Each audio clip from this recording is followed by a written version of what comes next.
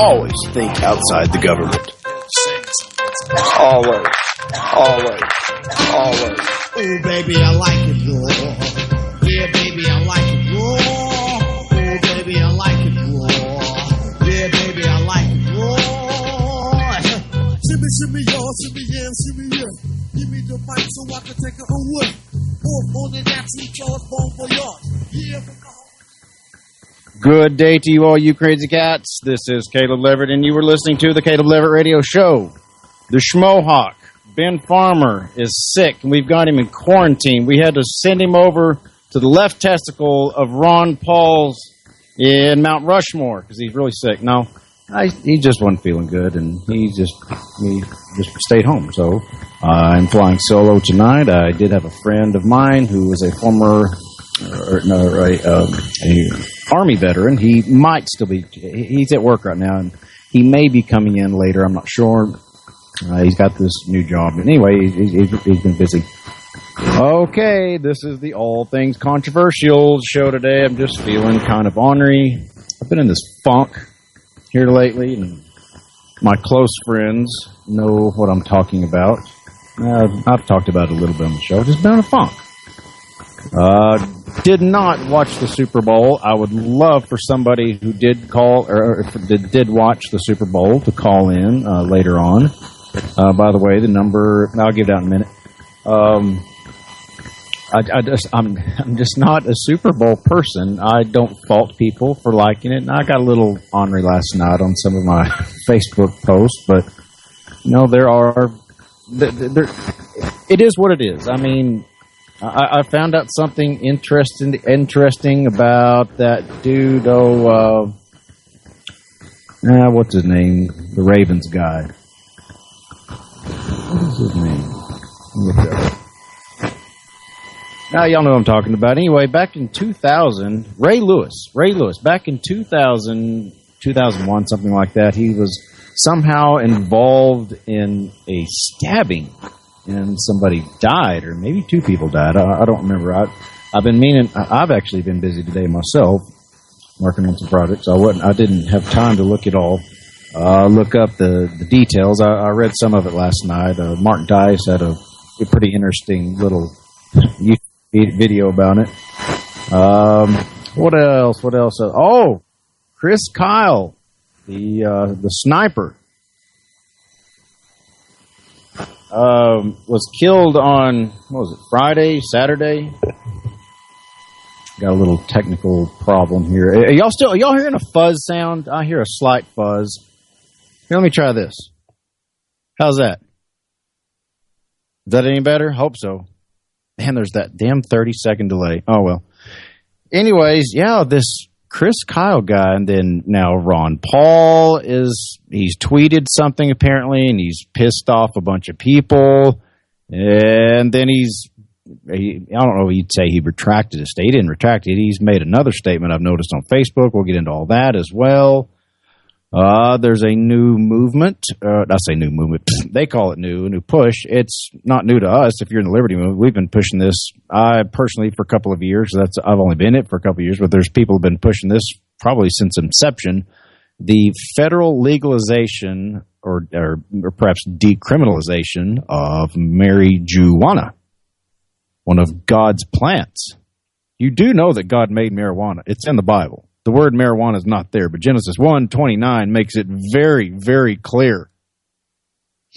God created all green plants and gave it to man, all seed-bearing green plants, and gave it to man to be used as food. And not only is it good, it is very good. According to the New International Version, my Bible that I read from. And yes, I'm a Christian. I'm one of those real Christians. I worship God the Father, the Prince of Peace. I do not worship governments. I just man, I get a lot of shit for that. But I until I'm proven wrong, I'm going to hold that. That's just how I see it. I don't think there really are very many serious, real Christians. How many gods can you worship? I mean, in that thing called the Bible, that Christians claim to get the Word of God from. He talks specifically about golden calves. Well, I would dare say that statism, the belief that rulers must rule over the population, is the new, improved golden calf. And Ben and I have talked about this many times before, but it's the truth. And I can prove it. Because all I've got to do is light an American flag on fire and post it on YouTube and just watch the hate mail. I mean, they'll come at you with daggers. How dare you talk about my God like that? They won't say that. They'll say my country. You ungrateful, ingrate Caleb.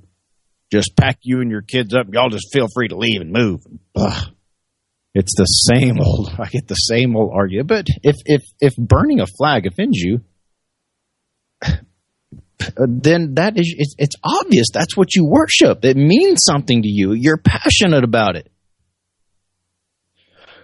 But anyway, what else is controversial we're going to get into? Oh, yeah, by the way, like I said, I am flying solo. I prefer not to do solo shows. Some people like to do solo shows. John Bush, he's a whiz at it. Many others, they prefer doing solo. I just don't like it. I like Ben's ugly face across the table from me. I like shooting ideas off of him because he's a plethora of ideas. So the call-in number, if you would like to give your 2 pesos on Controversial Talk Show Day, 605-787-1254. 605-787-1254 is the telephone. The phone number to call in. What do I want to get on first? Let's go to Ron Paul's tweet. Now, FoxNews.com, the reliable Fox News, fair and balanced, has got a little story here. I'm just going to read. Former presidential candidate Ron Paul is taking heat for a tweet he sent out Monday afternoon about the Navy SEAL who was killed at a Texas gun range over the weekend. Chris Kyle, 38, a decorated Iraq War veteran and former SEAL and author of American Sniper, was shot and killed Saturday. Police arrested Eddie Ray Routh, 25, a veteran authorities say may have a mental illness related to his military service. And there's someone calling in. I was supposed to hit the plus button. Where the hell's the plus button? Oh, shit. I think I just hung up. Whoever you were, I think I just hung up on you. My bad. Oh, well, they'll call back. Anyway, in response to the news, Ron Paul tweeted, quote, Chris Kyle's death seems to confirm that he who lives by the sword dies by the sword. Treating PTSD as at a firing range doesn't make sense. The tweet set off a chain reaction of criticism online, and it gives a bunch of people who tweeted things. Some guy, Aaron Worthing, responded, what the hell, at Ron Paul? Are you actually blaming Chris Kyle for his own death? Michelle Lancaster added, very disrespectful commentary to this man, his memory, and his family. Shame on you. Razor wrote, so all veterans once done serving our nation with honor deserve to be murdered as civilians? Wow. Calls and emails to Paul for comment were not immediately returned. He averages about 2 tweets a day, typically about policy issues ranging from immigration to the Federal Reserve. Paul is known for his anti-war views. No Fox News. It's more like his pro-peace views. It's pro-peace.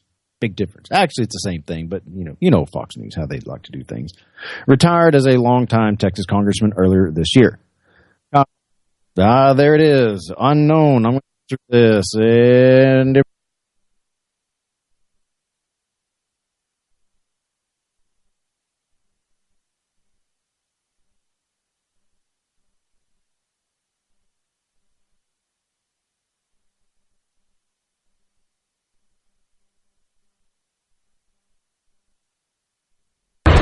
You're listening to Liberty Movement Radio on on LibertyMovementRadio.com.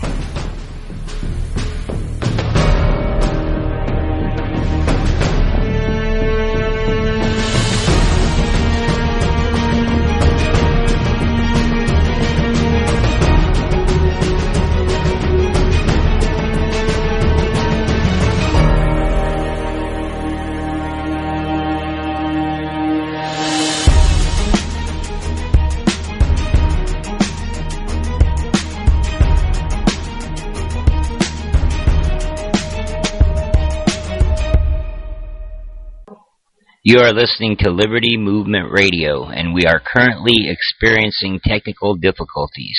We will return to our regular programming just as soon as possible. Please stand by. Thank you.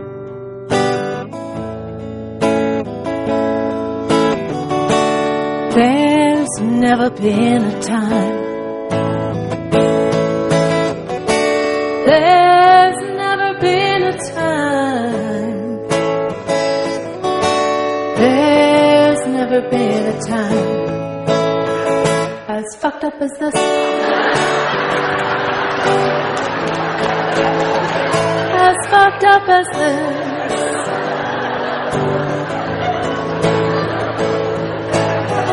I didn't fuck it up. You probably didn't fuck it up. But they, whoever they are, they fucked it up. Now it's fucked up.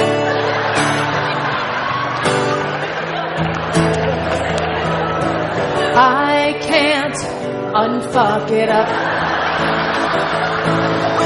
You probably can't unfuck it up. And if we're counting on them to unfuck it up, then we're all fucked.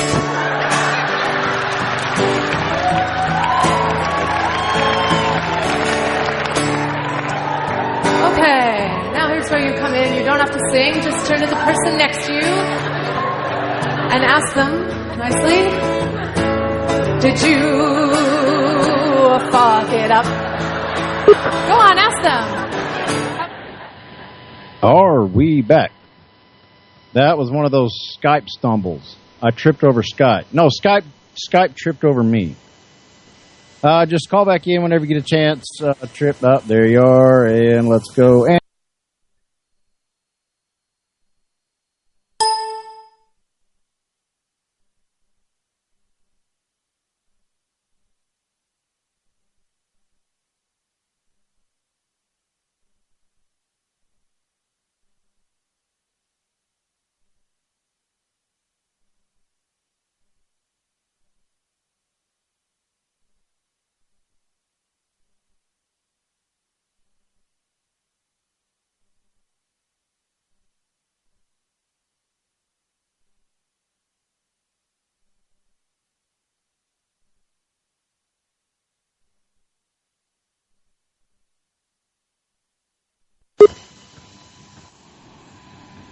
yo, yo, yo. Testing, testing, testies.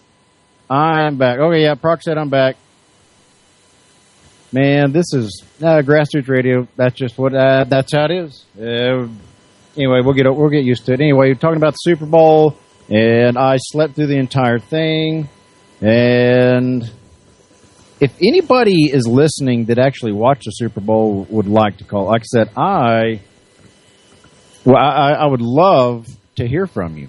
Yeah, hey Trip, just call in, dude. I don't care. I'm one of those. I can't type and read and run my mouth, so yeah, I got people messaging me left and right, and I can only do one thing at a time. Damn it, I'm getting distracted. No, if you watch the Super Bowl, I hear there was a power outage. I hear Beyonce gave her famous Illuminati symbol, little triangle. What else happened? What was it? The Ravens. Whatever the purple team is. Ray Lewis's team. Apparently those dudes are the ones that won. Anyway, then, I mean, there's like, I've been reading there's more conspiracies. It was out. Power's out for like 33 minutes, 55 seconds. For whatever reason, I guess there's some magic number to that. I have no idea.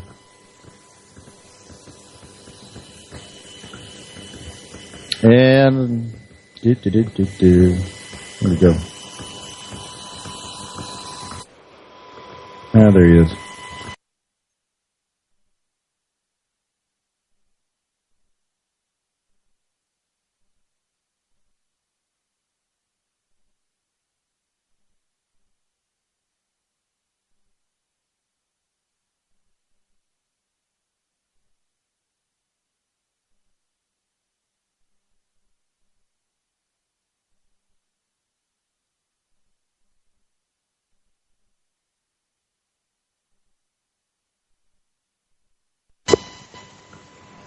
Okay, for whatever reason, whenever Trip calls in via Skype or does it on the add contact, whatever, I guess that's what's tripping this whole thing up. So anyway, he's going to call in on the regular line, the 605-787-1254 number. And if we can ever quit going off the damn air, we can talk about this controversial stuff that's happening with the Super Bowl. There he is.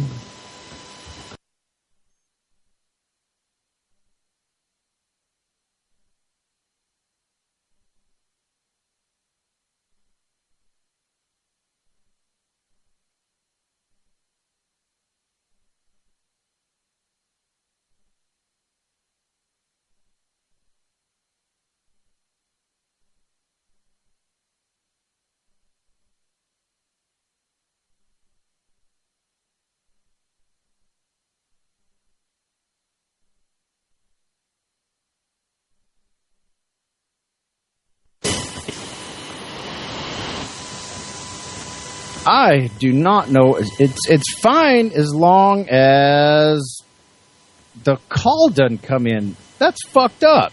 That's called a talk show. A call show, man.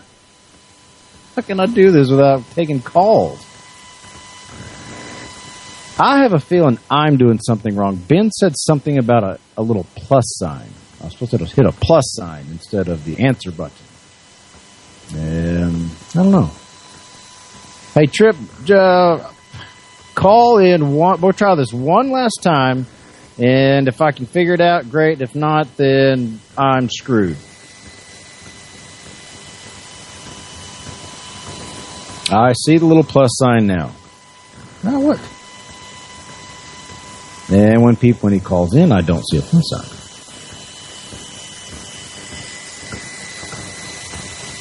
Add to conference.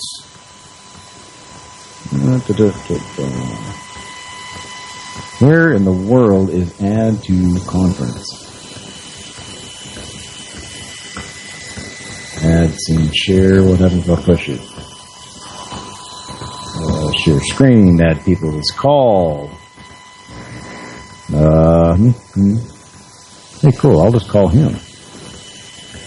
Hey, cool. I'm figuring stuff out. I just hope he's in the deal here. Control. Answer this call will put your active call on hold. Ah, I see. I'm putting it on hold whenever add to conference call. Ha! I think you figured it out. Is that you? You did, yeah. You got to add me every time you were answering my call. You would hang up on yourself, dude. I see. So you take no blame for this. I take all blame for this. Thanks, man. Happen again because now I know. I mean, I was sitting there just going through the Skype stuff and just playing, kind of like a young child. They find new things and they just hit shit. They punch buttons and they're not afraid to explore. And then I'm always afraid I'm going to screw something up. Yeah, me too. And if you don't know, now you know. Yeah, I know now. Yeah, every time I have a phone, I don't give my phone to my kids because they always like to play their silly little games on. I call them silly. I probably shouldn't say that. I don't like them, but they change it, and to me, it's broke when I get it back. And I always have to say, kids, whatever you did, undo it. And they said, Dad, here, let me see it, blah blah, and they'll fix it or whatever. And I said, how in the world did you do that? That's so weird. He said, Dad, it's weird that you don't even know how to fix your own phone. I said, no, it's weird that you do know how to fix my phone. Right. Kids are... We didn't grow up with this stuff. It was take your bike down to the gas station and pump a quarter into the payphone or whatever, you know. Yeah, somebody posted a picture of a payphone the other day. It said something like... Josh Tolley did, yeah. Was it Josh? I saw that. Are you supposed to put money in this and like make a call or something? Apparently, they used to use the... Whoa. You there? I put this out, and, you know, I'd like to take the opportunity right now to say, I made a statement on the show last night. If we get any donations towards this 420 thing, I said $15 to $20. If somebody can show me $15 to $20, send the address to either one of us or to the contact us at LMR, whatever it is. I will send them a Liberty Movement Radio shirt in the mail if somebody gets some donations going on this thing. Yeah, fantastic. I'm donated out. I'm boycotting donations anymore. I understand. But, yeah, hell, I'd almost be tempted to match people, but I'm kind of scared to even do that because sure as shit, some dude's going to come out there and say, ha, I'll get him. I'll just throw in $5,000 and I'll be like, oh, hell. They got $5,000. Not $5,000 more. Right. Well, you know, at this point, we're just trying to make this a possibility. You know what I mean? To where we can all be up there, have a damn good time, and throw down, and hopefully broadcast from the event itself. Well, I haven't completely, totally, 100% ruled it out, but more than likely, I'm just not going to be able to go. I mean, things keep changing in my life. I mean, I'm supposed to be moving to Austin in like 3 weeks, and I can't even get a hold of the landlord dude. And well, better not get into too much personal stuff on that. But anyway, for whatever, there are things that are happening that it looks like even my move is going to get postponed and possibly pushed into April. So I mean, shit, I could be moving during the 420. That's nuts, man. Hey, well, speaking of 420, there's a on our local CBS 7 affiliate here, CBS7.com, they posted, let me find that link. They posted a link about some two different Democrat congressmen introducing bills on pot legalization. And this comes from Effort Building to Change. It comes from the Associated Press, posted by CBS 7. Effort Building to Change U.S. Pot Laws from Associated Press in Seattle. From legalizing the industrial production of hemp to establishing a federal tax, an effort is building in Congress to change U.S. marijuana laws. Democrat Representative Earl Blumenauer of Oregon tells the Associated Press that lawmakers from both parties have been quietly working on several bills, and he and Colorado Democrat Jared Polis plan to introduce the first two on Tuesday. Polis's measure would let states legalize pot and require growers to obtain a federal permit, while Blumenauer's would create a federal marijuana excise tax. Blumenauer says the recent votes in Colorado and Washington State, hey, let me let you in a little secret, y'all. That is called nullification. Yeah. It's nullification. Colorado and Washington State nullified federal laws. You know, for some reason, the Republican Party, they keep this drumbeat that if you talk about nullification, that you are a Ron Paul racist. No, it's simply ignoring and not going by federal law. Anyway, It's using the system against itself. Do what? It's using the system against itself.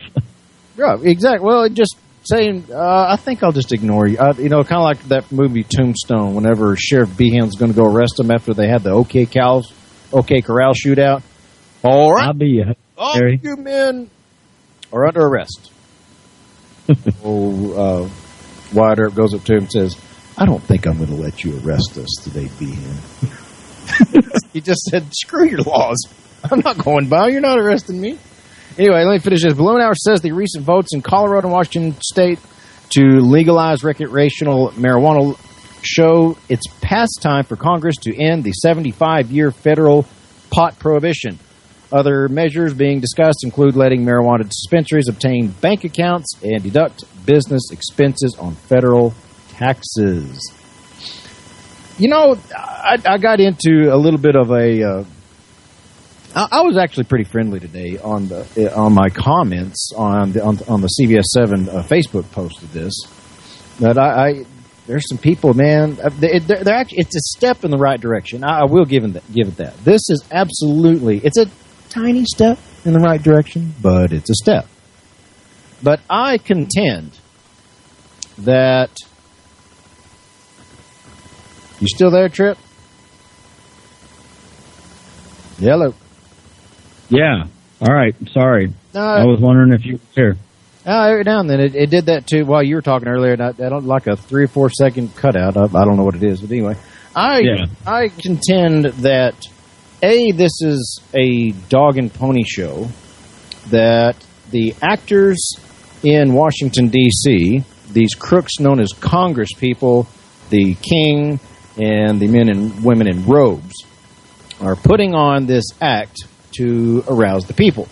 Get them all stirred up. Get the cows stirred up. If it is more beneficial to them, the elites, to keep marijuana illegal, then it will stay illegal. If it is more beneficial for the elites to legalize it, then they will legalize it. And that is it. No more, no less.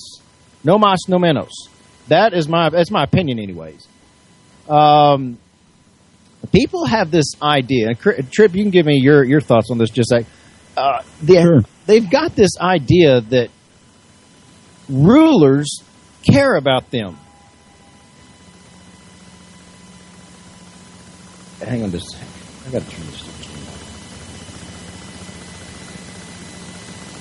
Well, just to keep it going, I'll go ahead and weigh in on it. Yeah. Okay, go ahead. Sorry. But you know, there's a history involved here. There is decades and decades of a drug war that's going on here.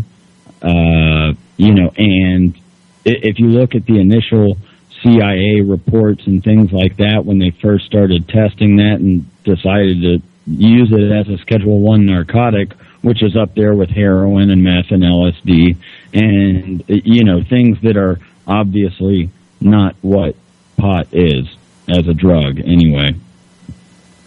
And I heard your comment about growing naturally upon this planet, and that's the absolute truth. And pretty much everything else, you've got to genetically and or chemically modify it in some way to get it okayed or to get it to the product that it actually is. What do you mean? Now, these people, well, like heroin and coke, I mean, that just doesn't come out of the ground like heroin or coke or LSD or meth. You know what I mean? Well, yeah, but then again, orange juice doesn't come out of the tree as juice either. It's got to be picked and chopped and squeezed and strained in order to get juice. So, I mean, I know that's kind of a stretch there, but I'm just, Well, okay, well, here's something that's especially true that even Dr. Paul has talked about. And that is that you have to know that this government runs drugs. I mean, that the drug war is. If you were to look at how they picture like the recycling triangle, that's exactly what it is. From the drug runners to the people that grow it, our government and the prison system and police state, and it just circles right around with a overflowing money at every turn. Well, now, go ahead. If you want to talk pot, now here's the only thing that people like me and you, should we choose to, could grow in our backyard or in a grow room. There it went again. Harsh penalties have been implemented. The Schedule 1 being up there with the rest of those drugs is because it cannot be regulated. If they make it legal, there's no guarantee that the government's going to get their cut off the top. With things like coke and heroin, the government's always going to get their cut off the top. Well, I mean, that's exactly what I was talking about. I mean, they in this story that I just read, okay, the first guy's bill, Paulus's measure, would let states legalize pot and require growers to obtain federal permit. That is a tax. In other words, you won't be able to grow, consume, possess, or sell marijuana without permission from the federal government, called a federal permit, which means I'm sure it'll be more than just a bunch of money you got to get. I'm sure there's going to be a hellacious background check. They're going to know how many kids you got, how many times you masturbate. I mean, there's no telling. Probably got to get a business license, all that stuff. Yeah. Okay, and then this says the second one is Blumenauer's would create a federal marijuana excise tax. Well, like you just said, how the hell are they going to tax it if some dude just growing it in his closet? I mean, people are going to, of course, they're already trading marijuana back and forth without paying any kind of taxes anyways, other than, the drug war. But like I said, this is a merely tiny step, tiny step in the right direction. But like I said, your rulers do not give a shit about you any more than what you are able to provide for them in the form of money. That is all. A cattle rancher who's got 1,000 head of cows out there on his ranch, the only thing he gives a crap about is the money that those cows are worth. When a baby calf dies, it's not, oh my gosh, baby Sarah calf, the calf baby Sarah's died. I mean, I'm just distraught. No, it's, oh man, that's $600. They care about it enough to give them the shots or provide pasture for them or feed them or, whatever it is you do to cow. I'm not a cattle person. Provide nice pasture and water. They care for them that way in the sense of, just like you feed a dog. Well, no, I can't say your dog. There is a personal attachment to me and my dog. I care about my dog. But if I had a bunch of cows, the only thing I have out in there, I have them out there for a reason, is so they multiply, so I can sell them, so I can get money for them being butchered and chopped up into hamburger meat. That's the only thing I give a crap about. And it's the same damn thing with Washington, D.C. They don't care about you. There may be rare exceptions. Like Tripp said, Dr. Paul is the rarest of rare exceptions, possibly Justin Amash, but 99.9% of those rulers don't give two shits about you. More than likely, your state senators don't give two shits. They're in the same boat. Your mayor might. Your city councilman might, because that's an extremely local level. But marijuana legalization will happen when and only when it is more beneficial for the tax farmers' pocketbooks. That to legalize it, that is the only time it's going to happen. If that may happen, it may turn out that getting pissed off. I would like to add that there are, in the past handful of years with the financial crisis that's going on, you're finding very unlikely suspects promoting stuff. I mean, you're talking Pat Robertson. You know what I mean? You're talking a lot of prominent people that you wouldn't necessarily think of marijuana legalization advocates when you think about some of these people. But everybody's going... Really? What now? Pat Robertson is a proponent of legalization of marijuana? Yes, I'll have to send you the clip later, but maybe I'll look it up here before too long. But you're finding these people that are doing this, and everybody knows. Pot is one of those things that I think I read a study not too long ago. Like over 85% of Americans above the age of 18 have at least tried marijuana before. Now, it's not everybody's thing, but everybody knows that it's not the danger and the menace that they've said it has been for decades and decades. So there's a lot more open-mindedness coming around, knowing the benefits towards at least paying off the deficit in their minds. You know what I mean?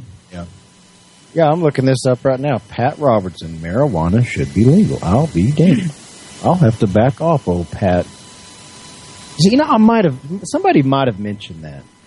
See, this is from March 8th of 2012, of last year. Oh, well, I'm shocked. I'm not going to read this whole thing. It's kind of lengthy, but yeah, that's interesting to find out. 81-year-old self-proclaimed hero. Pat Robertson, 81. That's even more astonishing. Yeah. He looks it, you know. No, this is kind of interesting. I'm just going to read some of this. Religious broadcaster Pat Robertson says marijuana should be legalized and treated like alcohol because the government's war on drugs has failed. I am shocked. Good job. Way to go, Pat Robertson. The outspoken Christian, evangelist Christian and host of the 700 Club on the Virginia Beach-based Christian Broadcasting Network said the war on drugs is costing taxpayers billions of dollars. He said people should not be sent to prison for marijuana possession. The 81-year-old first became a self-proclaimed hero of the hippie culture in 2010 when called for ending mandatory prison sentences for marijuana possession conviction. Wow! That's awesome. He's got a quote here. I just think it's shocking of how many of these people, young people, wind up in prison and then they get turned into hardcore criminals because they had a possession of a very small amount of a controlled substance. Robertson said on his show March 1st, the whole thing is crazy. We've said we're conservatives. We're tough on crime. That's baloney. Huh. Unless you're talking about white-collar crime, of course. What, are you talking about Wall Street pricks? Right. They're all, most of these guys are, quote, conservatives. Like, they want... And of course, this is something I covered last night as well. Just the whole idea that they put in legislature to basically amend themselves. Like, it's illegal for you and me, but it's okay if they do it. Yeah, I mean, that's pretty much usually headed by conservatives. Well, isn't there something that has to do with that in the new Barack Obama ban all things gun bill that it exempts Congress? Kind of like Congress's pension, every taxes and all that crap, they're always exempt. You know, it gets so frustrating. I get so frustrated. People get so pissed off at Congress, so pissed off at the president. But man, when you say, okay, well, how about we don't have one? They just shit their britches. They complain about a president and yet want a president. They vote for a president, they get a president, they complain about the president. It's so silly to me. I mean, I kind of get it. I really do, because I used to be one of those. I used to be a statist, a hardcore Republican statist. I get it. But it's what, you can't unring a bell. Well, the thing is that the pattern of lies and deception and the road that we've traveled down, especially the past couple decades, has just been unprecedented, and people that still buy in to the system itself, like, don't get me wrong, like, that's why and me and you don't share all the same beliefs, but, we've talked about it before. I think at a base level, everybody within this movement that should be and could be listening to this show, we all pretty much want the same things. Now, how we get there is, up for interpretation and opinion. But there are certain things in place. And, I'll go ahead and quote you. I've been the first one to hide behind, the Constitution and the Bill of Rights when applicable. So, that system is in place still. And since it is in place, regardless of who chooses to use it or not, that's still good groundwork to get to where we feel like we want to be, which is more along the lines of what you're talking about right now. Yeah, I mean, you hit the nail on the head. I've said that many times. I do hide behind the Constitution. That's why I carry one everywhere I go. I know I've read it, I don't know how many jillion times. You know, Ben and I have had this conversation before about why the Constitution is the law of the land. And, of course, it's really not. That's fictitious. Because the word... This is something else we brought up in the discussion chat on the Facebook page. I'll get in that. Well, here the federal government is contemplating whether or not to get rid of get out of the marijuana business. Now, I say get out of it. Change the rules a little bit. Let you peasants have a little bit, as long as you pay us our taxes. There is not one place in the Constitution that says the word marijuana or hemp. It's not in there.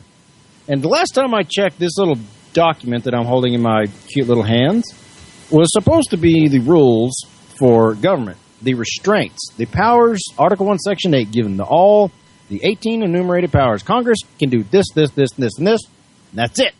Nothing else.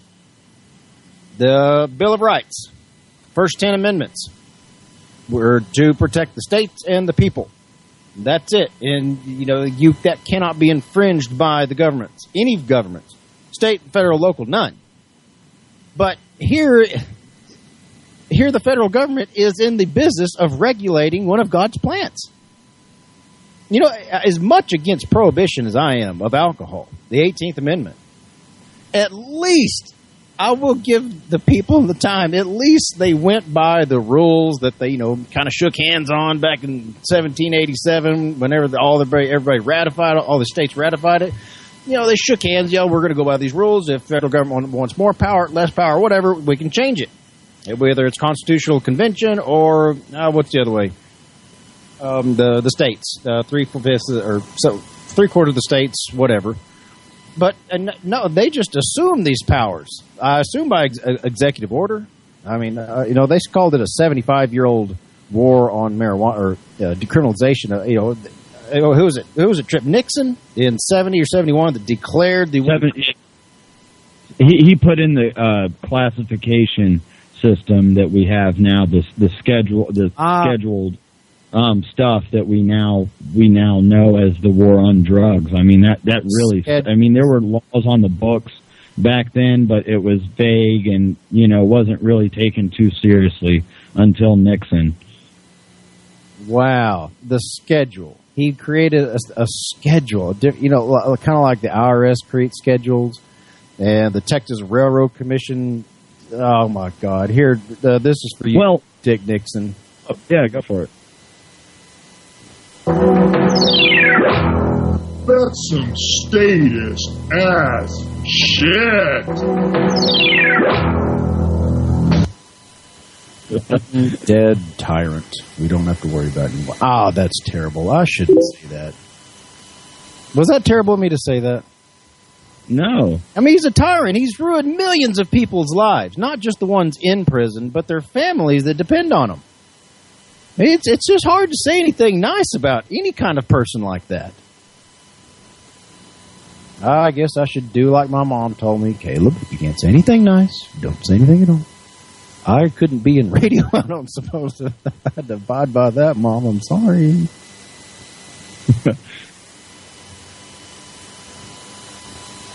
Trip, you there? Yeah. Oh. I'm sitting right here. Okay, sorry. I thought I lost you there, and I was just. But it just that whole schedule system that really is what really drop kicked the American public on the war on drugs back then, and we had all this stuff because we had you could literally go to your medicine man or whatever your local general practitioner at whatever town you lived in, and in the 20s and 30s you could get a bottle of morphine or cocaine, you know what I mean? And that happened. That was like in your medicine cabinet with your Tylenol and stuff. That's the way it was back then. And after giving they had cross-eyed, brain-damaged children that they just didn't know of, basically bad mothers that wanted their kids to stop bouncing off the walls and to shut up and sit down and be cool for a while, would apply and give them morphine, and after a handful of years, they realized, maybe that's not such a good idea, So what we'll do is we'll outlaw it and we'll create big pharma, and they'll make drugs that are always safe, and you can count on that's pharma. Absolutely, and that was the other thing that I wanted to get to also. And I love this guy, Bill Hicks. This is a direct quote. He said, love Bill Hicks.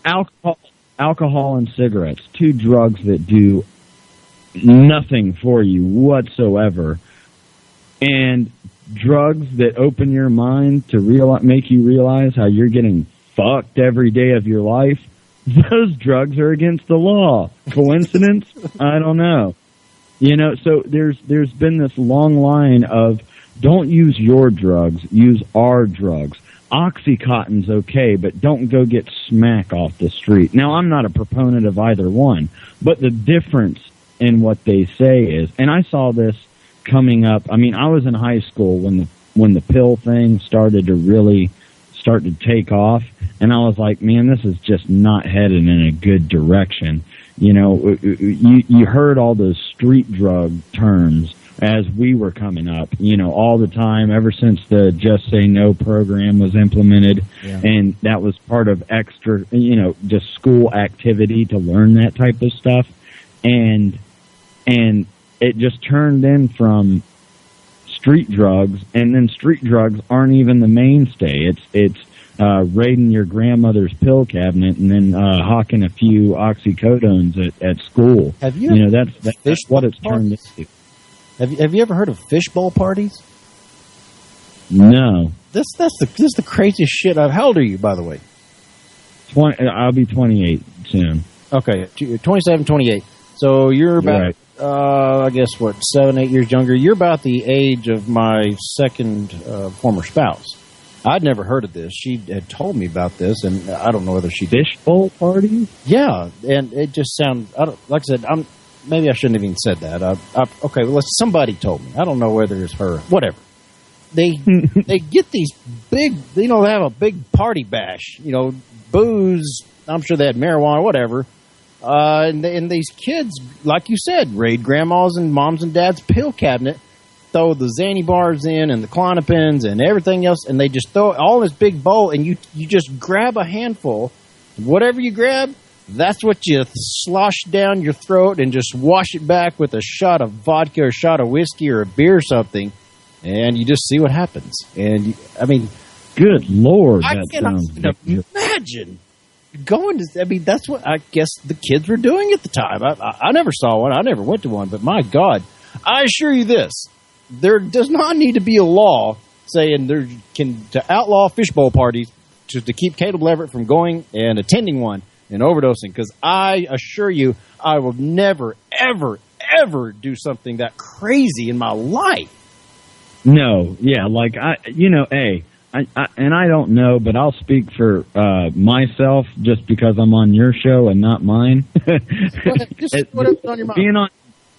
Being on y'all's show gives me a little bit more freedom to discuss without worry of who might be tuning in from family and friends. But, I was just, in my party days, I like to party, but I don't, I was always very responsible, if you can call it that, in my partying. Like, I never took anything I didn't know what the hell it was, or took drinks from strangers or anything like that. And that's really playing Russian roulette if that's the case, Yeah. Yeah, I was a good kid in high school. I think I got wasted maybe twice at best on like 2 or 3 beers. It wasn't very much. I just didn't get in trouble. I was a little ornery in elementary and possibly a little bit in junior high, but for the most part, I did what I was told. I was a good kid. I didn't start twisting off doing the party scene until afterwards. And then yeah, me either. it was like college days. Like right, I was pretty clean cut through. I wouldn't say clean cut, but I didn't start like partying or anything like that till after high school. And then I caught up. But I was like you. I never would take anything if I didn't know what it was. I think I did cocaine 2 or 3 times, but I mean, of course, I didn't say, prove to me what that is. I knew the people, and they're all doing it, and I had some assumptions there, but they said it was cocaine, and I did it, and I do not recommend that. Holy crap! You talk about a rush, your heart just. I had this leather keychain, and I had to stick it in my mouth because I kept wanting to just chomp down on it. I was going to grind my teeth off, and I was already drunk. And then I had so that's a downer. And then I had essentially speed, or I guess that's what cocaine. I'm not a drug expert, but man, it just I added that to the fire. And so I stayed where I was. I didn't go anywhere. I didn't do anything until that crap wore off. Yeah, I mean, it was hard for any time that I had ever done it. It was hard for me to kind of gauge because all I did was probably stay up all damn night, smoke 2 packs of cigarettes, and drink far beyond my own limit, but that's what it made me able to do. So it was hard to tell whether the hangover that was that bad. And, but I saw some people, I just wasn't one of those guys that really got, like, hooked on stuff like that, I mean, really drinking and smoking, and that's about it. It's just, but I saw, and I used to party with people that would just be like, "Hey man, come on, let's get some more of that." Like, no, dude, sorry, I'm done for another, I need half sleep year or so. I need to sleep and get the fog out of my mind. I got to go to work, pay bills. Yeah, I got to work. I mean, No, but back to this. No, go ahead. Yeah, no, go ahead. Well, I wanted. If we're getting off telling stories, which is fun. I enjoy telling stories, but getting back onto the whether it should be legalized or not. If it becomes quote unquote decriminalized, and you're paying your taxes on it by asking for a permit to sell it, permit to own it, to grow it, to consume it, and then paying a federal excise tax on it.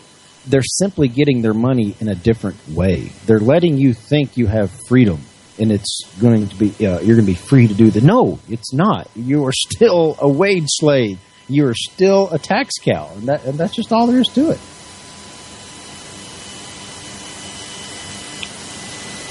Hey, pretty much. We're kind of beating a dead horse here. I want to get your take on. Yeah.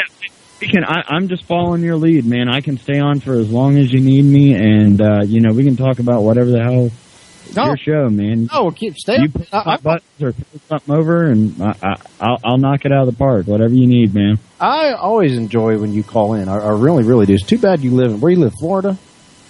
Yeah, it's too bad you live that far away. We could hang out, but I want to get your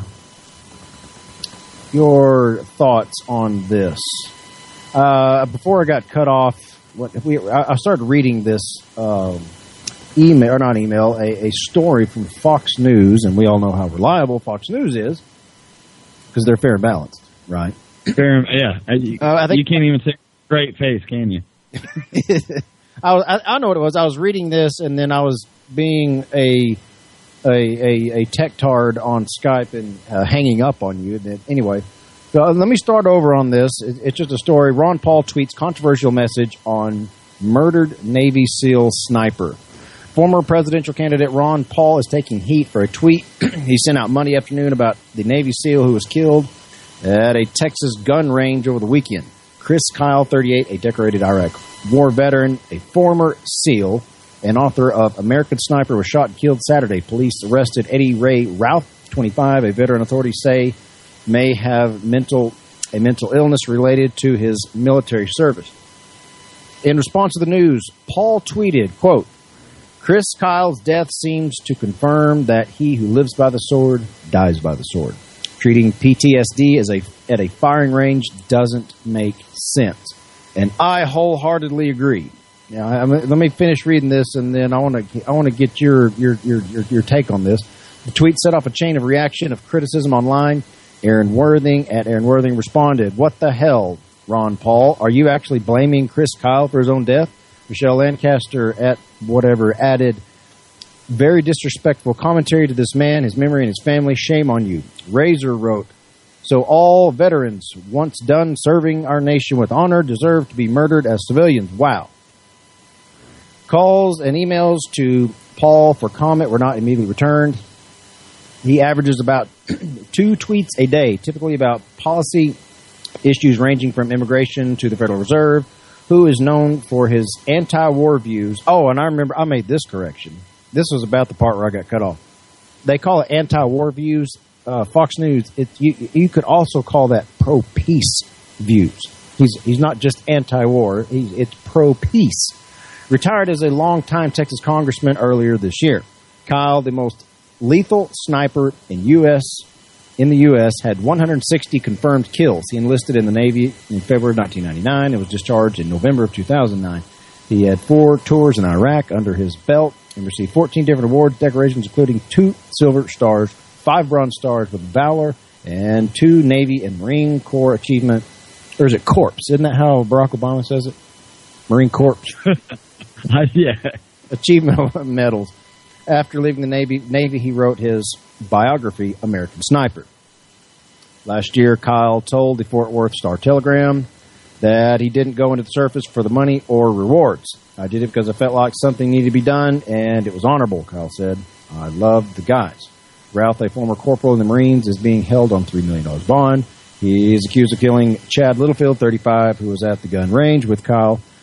Ralph has been charged with 1 count of capital murder and 2 charges of murder. Ralph served in active duty from 2006 to 2010. He fought in Iraq in 2007 and was sent to Haiti in 2010. Now, I read that, and I saw it all over. People were on Facebook were retweeting or reposting what Ron Paul said. And, of course, the liberty-minded people, we all understand exactly where he's coming from. It just seems like, to me, so many people forget that Ron Paul is a veteran. He's kind of got some qualifications, He can talk about this.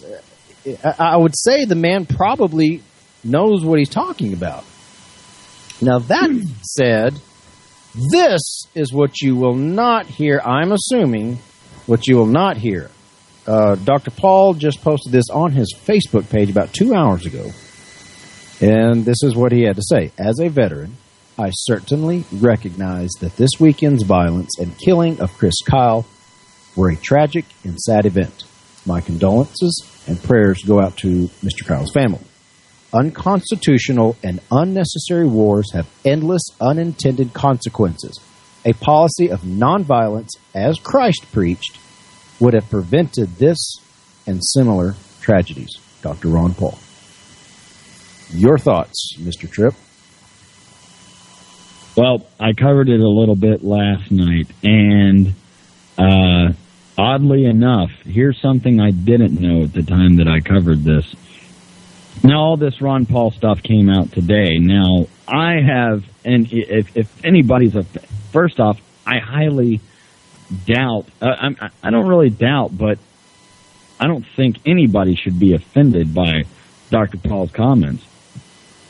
I mean, here was a guy that during the debate, people would dodge asking Ron Paul, during the primary debates and stuff, would dodge asking Ron Paul questions about the war or about the military or about health care. Like all these things that this is the only man that's qualified in all of these fields to even discuss.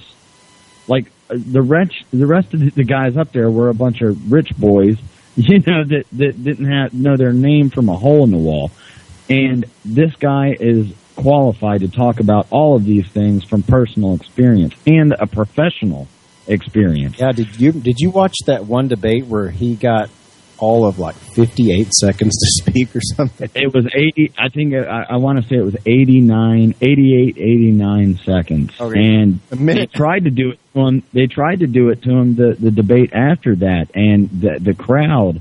I believe it was in South Carolina. The crowd actually started booing because they went to everybody except Ron Paul and went on to the next question, prefacing the question by saying, "This is for everybody," and they just skipped right over Ron Paul. The crowd started booing them when they went to go on to the next question, and Ron Paul's sitting there raising his hand going, seeming that I'm a doctor and a veteran, I might be qualified to answer some of these questions, but that's neither here nor there. But here is something even more interesting that's just now starting to come out. I had Eric call me last night on my show to let me know, as I was covering this, that this Kyle guy, he is actually a guy that has been in a court war, basically, with Jesse Ventura. And I've been following the story. I just didn't know the name of the guy who it was accusing Jesse Ventura of these things, but said that they were at basically a Navy SEAL bar, and said that Jesse Ventura said that we deserve this, and we shouldn't just talk down the war and all of this stuff, and talk down the troops and all of these types of things, and spread this story that he knocked out Jesse Ventura or whatever at this bar, and he took him to court. It was set to come into court in June of this year, and I guess that's never going to come to fruition. But I think that's a very odd and peculiar case. That seems very odd to me, that all of this stuff was coming out, and it was already on record that he said that he lied, and it was due to go to court, and he had already said that he lied about saying that Jesse Ventura said these things, and that he knocked him out and all of this stuff. So the timing of this is quite peculiar. Are you becoming a conspiracy theorist?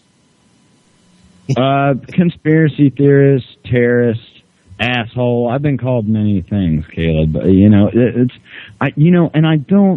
I'm not this guy that sits here. If questioning known liars and being able to read the news and things like this is conspiracy theory, I don't really care what you call me. And I don't have any... There's a lot of issues that I take one side on that I don't have just defining proof on, but I can say here is about 20 smoking guns that are very odd that you should probably look into and form your own opinion on. And this is just one of those things. Yeah, I don't even personally. I don't like the term conspiracy theorist. To me, all a conspiracy theorist is a question asker.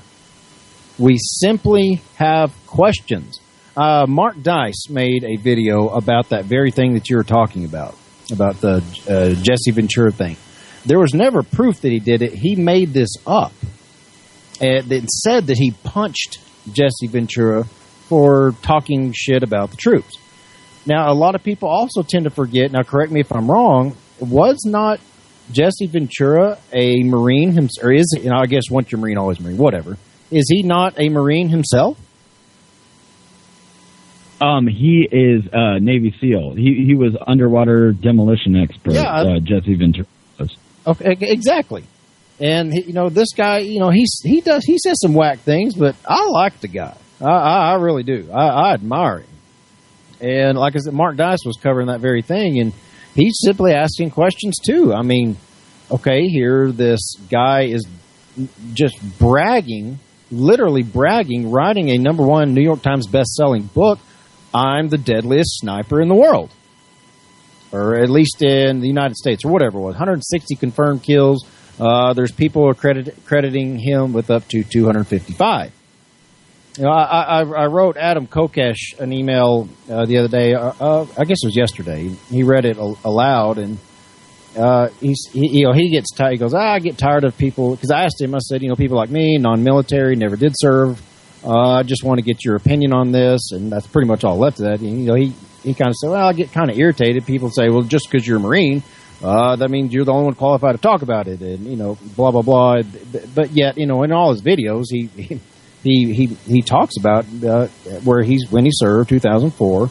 But I would say that he is very well qualified. I like having him as a friend to talk to these kinds of things about, because getting to the problem with drilling and hydraulic fracturing. Well, I can honestly say I am in the field. I have got hands-on experience. I've been right there where the wells are drilled. I mean, and to listen, sure, somebody, on the other side of the world had never seen a drilling rig in their entire life. They could read up on it and have their opinions, and their opinion should be heard. But it means something else. Like, this is a guy who's actually in the field. He's worked these things. He's been there. He's seen how close they're drilling to people. He's seen firsthand the theft of property that the oil companies had. So I mean, he and I just have maybe just a slight difference of opinion on that. But I value his opinion as a combat veteran on such issues as this. Just like I admire Dr. Paul's opinion on this, since he is a veteran himself. And on top of that, a congressman, or former congressman, 3-time runner for president, whatever wait, that's a horrible phrase. Ran for president 3 times. He's a medical doctor. He's a father. You don't ask someone who's not a father and take their advice necessarily seriously if they've never had kids.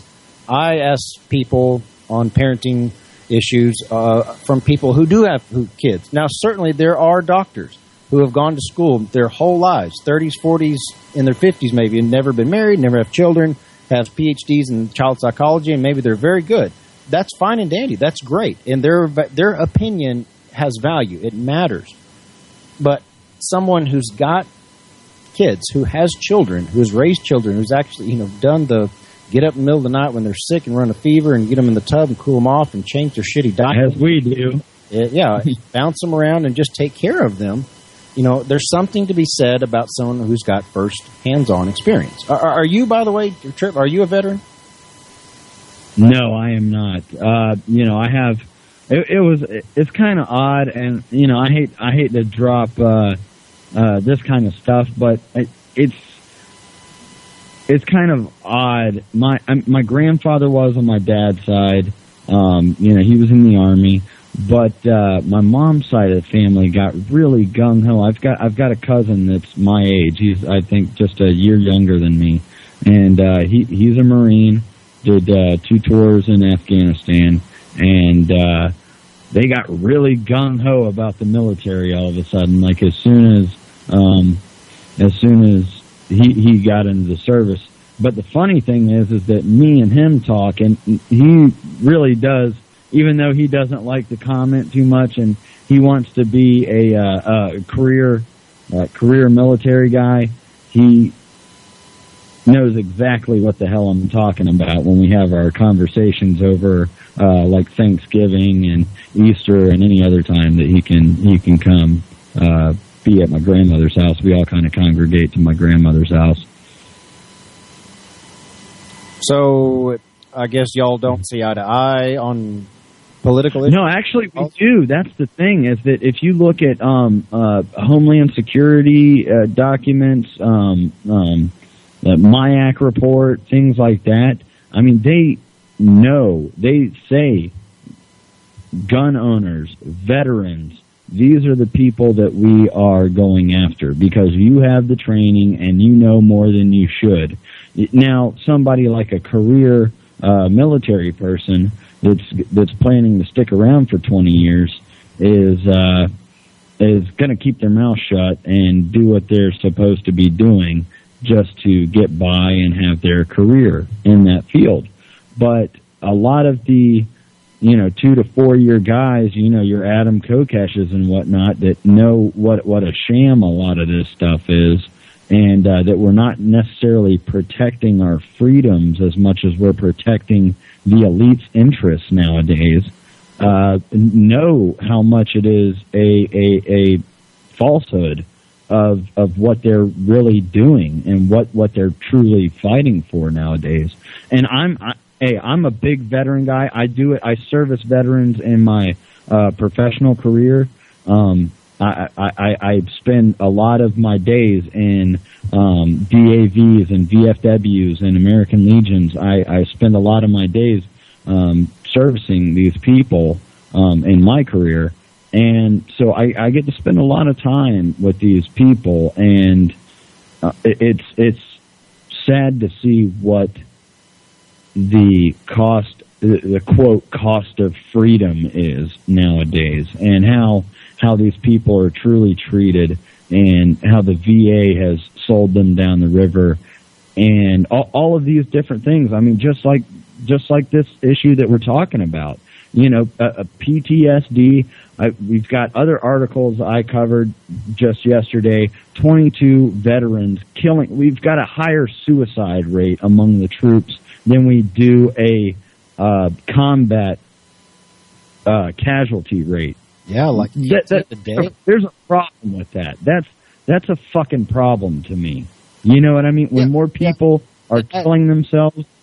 And add to that, you're saying that like the VA selling down the road, it's the prescription drugs that they give to these guys.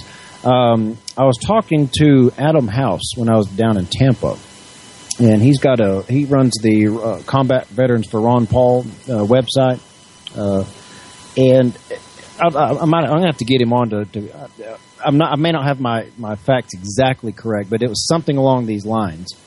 I think he was prescribed like 6 or 8 different medications by the VA to treat PTSD. Now, these are big pharma drugs, and he believes personally that marijuana does this, that helps him deal with it. And if I'm not mistaken, if a VA doctor prescribes a veteran any type of medication, the dosage and the pills, and all of it combined, is considered an order, and they can literally get in trouble for breaking orders for not taking these pills. And that gets back to exactly what we were talking about Ron Paul in his tweet. It's crazy to have a guy who's dealing with post-traumatic stress disorder there's no telling what he saw or possibly even did while he was over there, and around bombs and guns, and I'm sure he's lost friends over there. Seen them kill. I mean, I can't imagine and then to go to a shooting range where there's guns going off and there's those triggers. I mean, like, I've never been diagnosed by a medical doctor for having PTSD, but and I'm certainly not an expert on it as far as studying it. I've done some research into it, but I think I have or do suffer from PTSD myself. Some people take divorces harder than others. I've been told I'm one of those guys. I take them real damn hard. Amen, brother. Just yesterday at the Super Bowl, it was a hard day for me yesterday. Yeah. It was 5 years ago yesterday that I met and started dating my second ex-wife, and I see Super Bowl this and Super Bowl that, and I was struggling. I just don't. Maybe that's why I don't like football or the Super Bowl. I don't know. Bad memories. So I chose not to participate in it, and I stayed away from it. I didn't watch it. I'm getting better. I want to deal with it. I'm asking someone if they actually watch it. Call in, tell me about it. I'm okay. I mean, it's helping now to talk about it, but there's no. It's going to be interesting to find out what this Routh guy, the alleged shooter of Chris Kyle.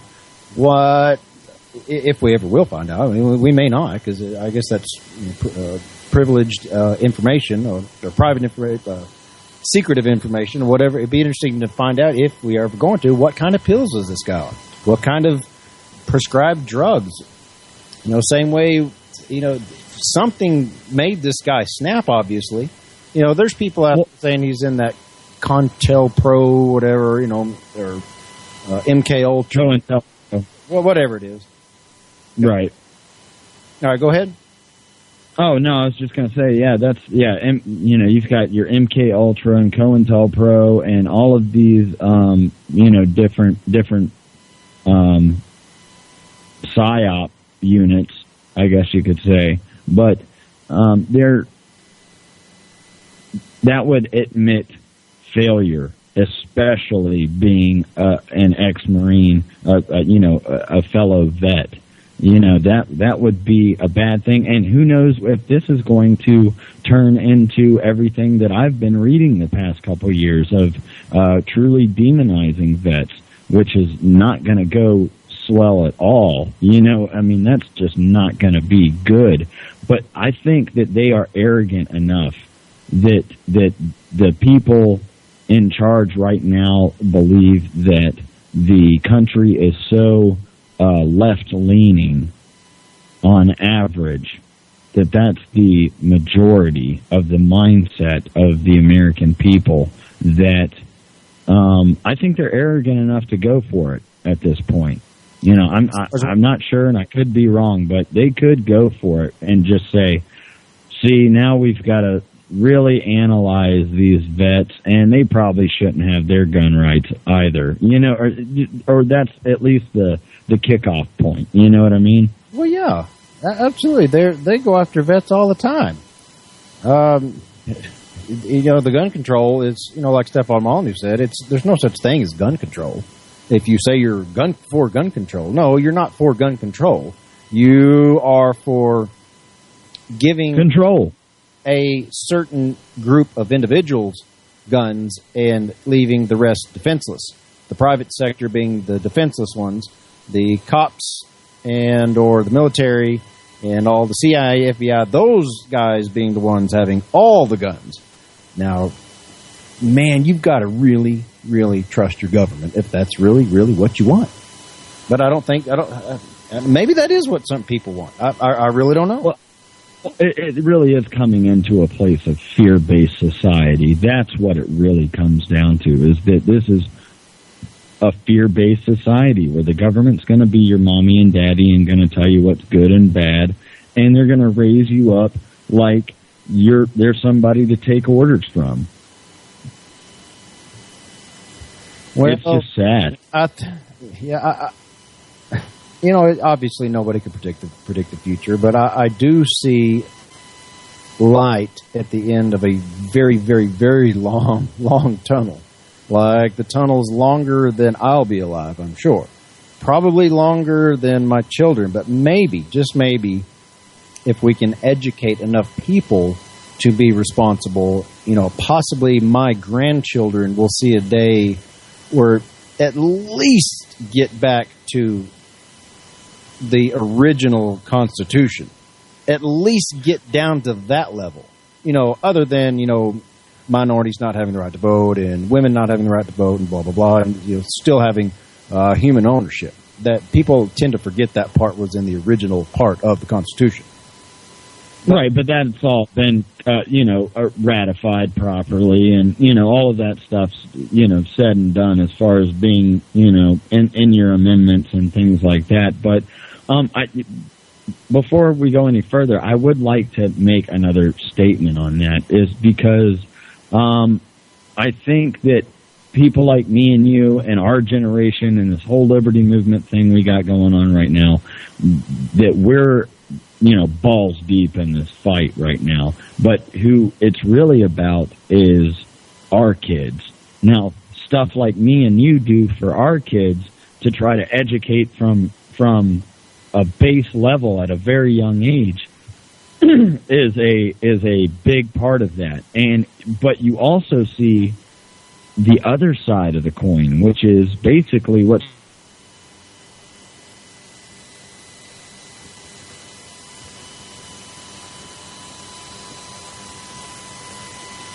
it's like we've got to enslave you to make a brighter future for the children. And, like, the kids don't know any different, and you've got these well-meaning, left-leaning people. Not to say that we're, like, these big conservative people, but I think that we come from a base level of that conservatism before our awakening. But, you've got both sides of the coin, and, I mean, it's like we're playing a battlefield game for the souls of the country, and it could go either way right now, and it's very intimidating. I don't want to say scary because I don't really live a life based on fear, but it's intimidating, Hang on just a second. Okay, it cut off for like the last, right when you asked that what was that last statement you made that cut out? Oh, I was just saying it's very intimidating. I don't live a life based on fear, so I don't want to say it's scary, but it is intimidating to know that there's people like me and you trying to do what we're trying to do with our kids, to let them know the ways of the world and how things really are, and preach liberty from our parent stance. And then there's other people on the other side doing the exact opposite, being the Obama youth. Yeah, teaching our children we have to have governments to protect us because we need more and more, and we need more and more laws. I'm just wondering when people are going to realize that no amount of laws is going to fix societal problems. I mean, I don't. I get tragedy. People's natural first tendency is to go to Congress, go to your state reps, go to your local, pass ban, and they want to ban everything.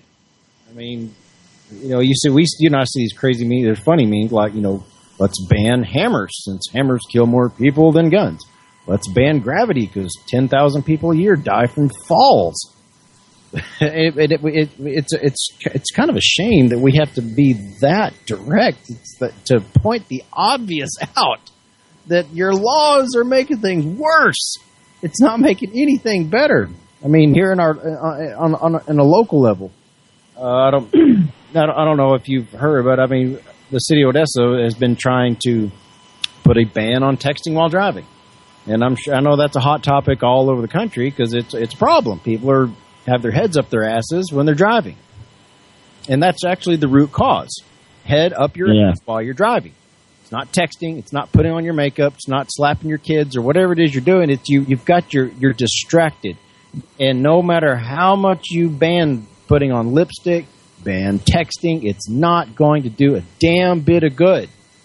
You cannot. That's just like saying criminals aren't able to get a hold of guns after you put the laws into effect, or many other things like that. Yeah, I mean, like I saw anybody that doesn't know, man. I mean, go to Caleb's YouTube and look that up. I mean, you were on local news talking about that, and I know you've told the story before on the show. But anybody that hasn't seen that's gotta go see that. I mean, it's really about putting more government regulation in your life. Yes, there's some things that you're going to have to take personal responsibility for. I know that's a wake-up call to many people, and they don't understand, but hey, I'm here to let you know, you're going to have to take personal responsibility, and the government's not going to pat you on the butt or the head and tell you that this is what you need to be doing. You know better than this. Oh, they'll come to help. Oh, yeah. Governments, they love it when the cows come to the cattle owner, to the rancher, and say, "We have a problem. We want you to do something about it." Make no doubt about it. They will always do something. They will raise your taxes to hire more thugs to enforce more bullshit laws to try to deter behavior, and it just won't. The problem will not go away. It'll be exacerbated. It'll get worse tenfold. And then, like you said, and not just the case of texting while driving, any law, right, especially victimless crime law, it's just going to make things worse. Yeah, it's bad news any way you slice it. And I mean, like I said, anybody that hasn't seen that yet, go look for that. Caleb's got it on his YouTube, and you put it quite nicely that it's just, hey, it's more government intervention, and people are going to do that no matter what kind of laws you put in place. It's going to happen. But we also don't need government waving the finger at us should we do something that's stupid. There's always going to be stupid people out there, no matter what. I disagree. I think we ought to outlaw stupidity, Trip. Let's just ban stupidity. That'll fix everything, man. We probably need a whole nother FEMA camp and Gitmo regulation for all of that, where we can just, what's a good state to put them in? We'll carve out a whole state for all the stupid people and make that their own little concentration camp where they can be stupid amongst each other and probably breed with each other and make more stupid people. And that's okay because they're only affecting other stupid people, right? Mm-hmm. I'm looking for a video that I want to play. It obviously not. Go for it. I need a cigarette break, man. Yeah, me too. Give me just a second. I know you've seen the thrift shop. Macklemore. Me and Caleb have been pushing that so far. Trust me, Caleb, I'm sure I've been driving just as many people nuts with that as much as you have. Well, I'm not going to play that one, even though it goes up like 300,000 hits per day. It's really funny to watch. Yeah. You've got these huge stars like Kid Rock, and I posted one of his videos that one of my kids love, is Only God Knows Why.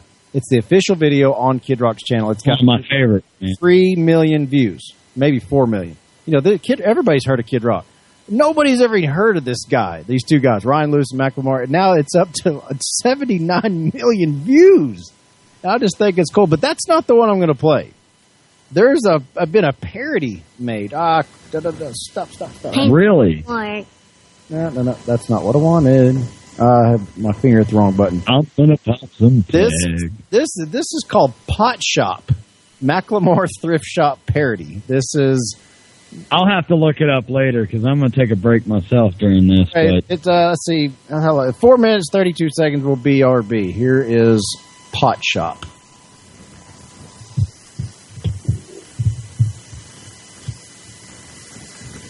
Some dealerships claim to be number one in Houston. Others tout to be number one in Texas. Stupid. But only one can prove they were number one in... Look at there, I skipped it. Don't forget to bring it down.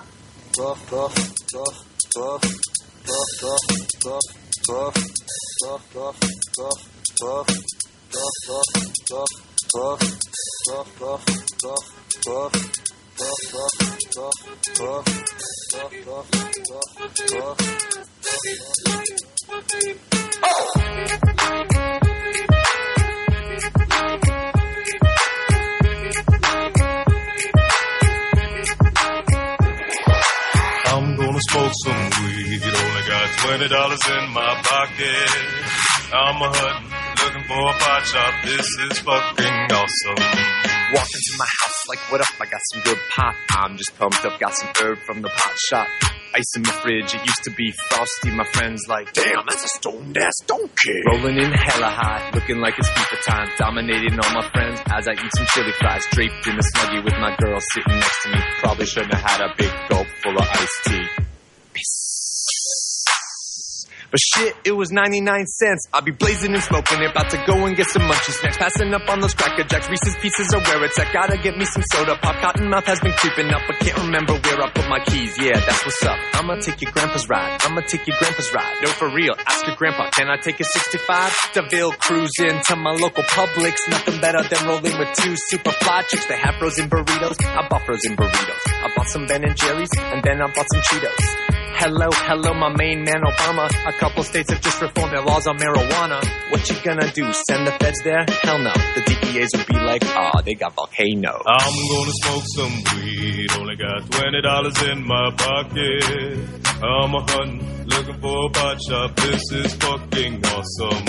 I'm gonna smoke some weed. Only got $20 in my pocket. I'm a hunting, looking for a pot shop. This is fucking awesome.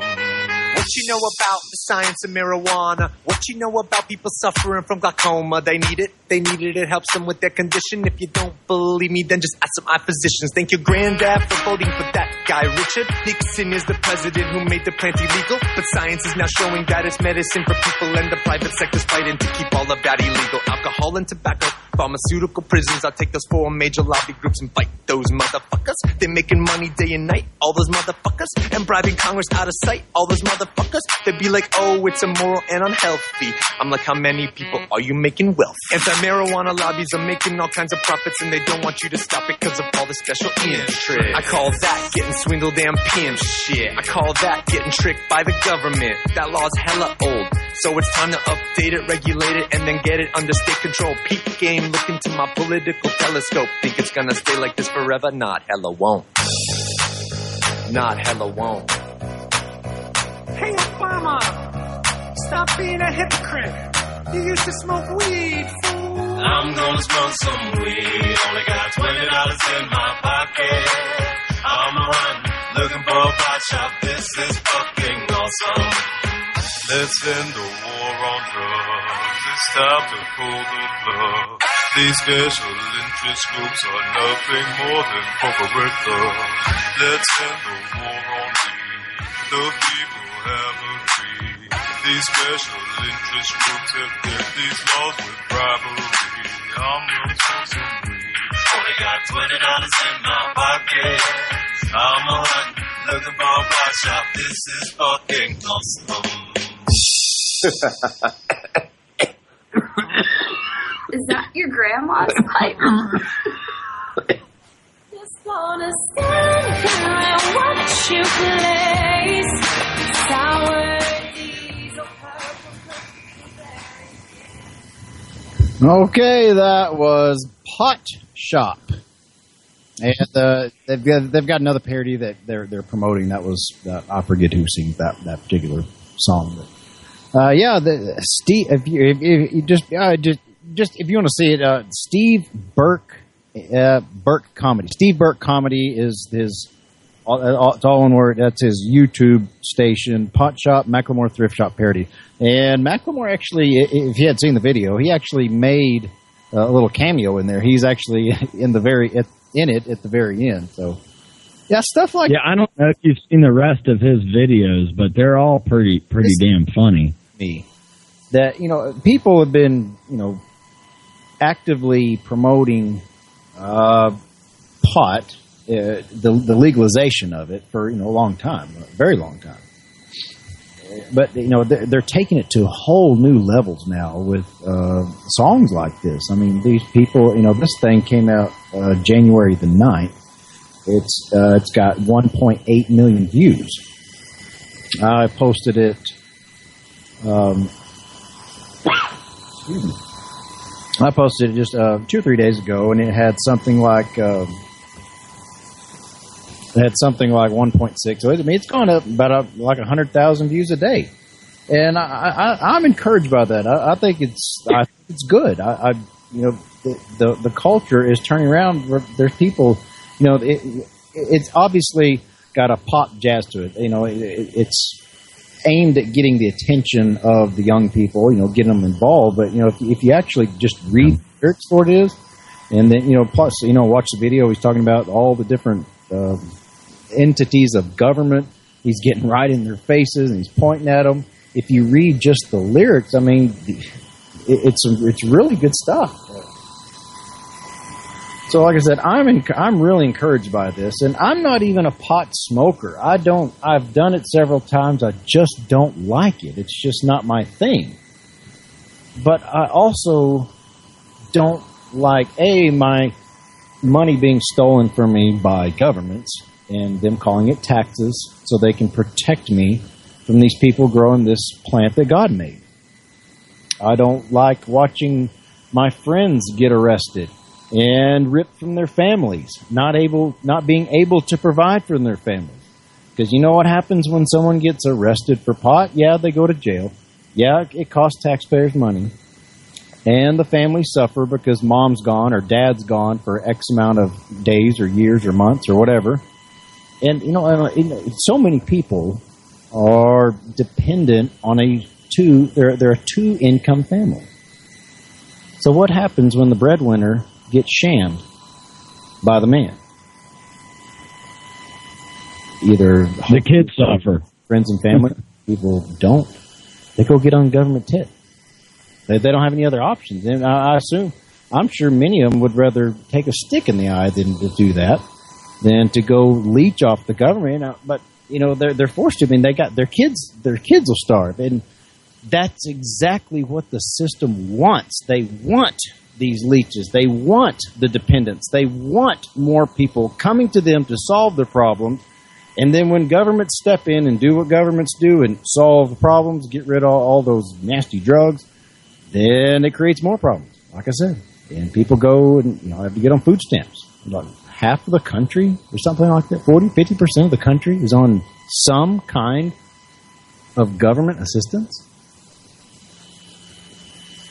So that means the other half is not only pulling their own weight, but someone else's weight as well, in addition to their own dependence. I've got 4 kids. I'm permanently single, so I don't have a wife. But there lies another problem for me, which I don't want to get off into relationships, but I mean I'm down to a single income. My wife worked. My second. So I'm down to a single income, but then again, I'm only taking care of myself plus my child support. But when I do have my kids, they're not free. They like to do things that cost money. And I took them to go ice skating. I don't remember which. I guess it was last weekend or whatever it was. It's $40 man. They want to go to a movie, so that was like $100-something just for the movies and Coke popcorn. So I mean, anyway, there's costs. And this drug war has got to go. The drug war is so worn out. It's done. It's history. It needs to go down in the history books and on the bad side of the history books. Anyways, so like I said, pot shop. I'm tickled to death to see people standing up and educating themselves. And this guy, he mentioned something about tax it and legalize it, tax it, and regulate it. And that kind of goes along with the story that these 2 congressmen, the story I read earlier, they're trying to legalize it. I say legalize, partially legalize, as long as you pay. As long as you pay. And pay through the nose, then you can own it, because you don't own yourself. Actually, I'm being obviously facetious. You do own yourself, but these people act like they own you, and that's simply not true. Own yourself. Trip, yeah, shit. Is he on? Yeah. Hey. Hang on. Get at the post guy. Can you hear me now, sir? You're still on. Trip, I assume. I'm here. Can you hear me, dude? Yes, ma'am. Hang on. I've made it very clear. I cannot walk and chew gum. I don't know. The Skype's still running on my end, dude. Soon you on. Resume the position. Okay, sir. Are you here? Chat. And it's so strange. There's like that 30-second delay. It takes me. I just have to get used to it. Well, Trip, if you are still listening, just call back in. I enjoy.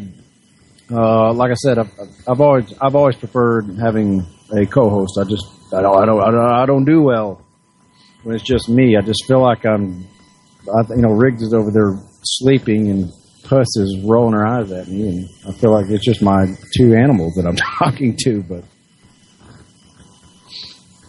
Oh, well, what else going on in the news?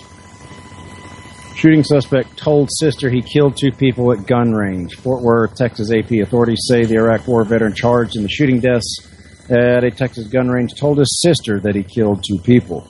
Erith County Sheriff's Captain Jason Upshaw said Monday that Eddie Ray Ralph drove to his sister's house in Midlothian. There you go. I see, buddy. And okay. Uh-oh.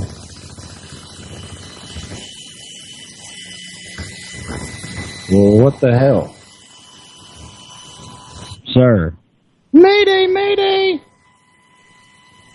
Did you have the plus symbol on?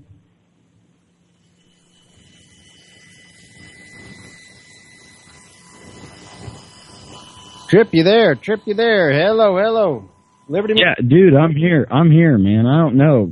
Somebody else in the chat room needs to let us know if we're on and if they could still hear me, but I'm here. You Ron. I'm Ron, as in Ron Paul, or you're on? Both of you. Okay. I'm on. Paul. Am I doing something wrong? I don't know. As far as I know, that we're still on and we're still together. I could hear you every bit of the way, and for me, the call never dropped. So I don't know if it was that you could just not hear me, or if playing the song somehow turned your speakers off somehow where you couldn't hear me, but.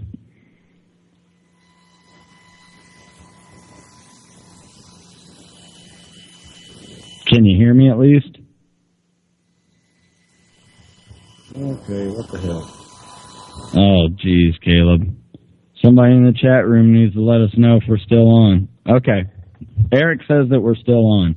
I don't know what's going on with Caleb. Why he can't hear me. I'm guessing as soon as he went to the song that it messed up his stuff somehow. But hey, I can fly solo. I'll hang this mother up and call back. Be back, just Jeff.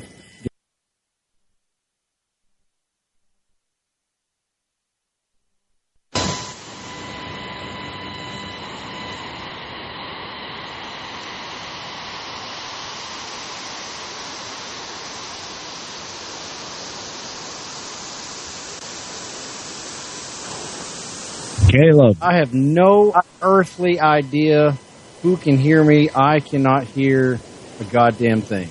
I don't hear everybody little bloop thing noises that it makes. It's your speakers, dude. All of my volumes are up. Hello. Yes, you're going into the wrong thing, man. I got it. Oh shit! Did you fuck with your speakers there? Yeah, that's my fault. What it is. I went down the volume whenever it changed music over earlier. Right. And I was just fading it out because I couldn't get to it on my screen. And then, okay, head up, ass.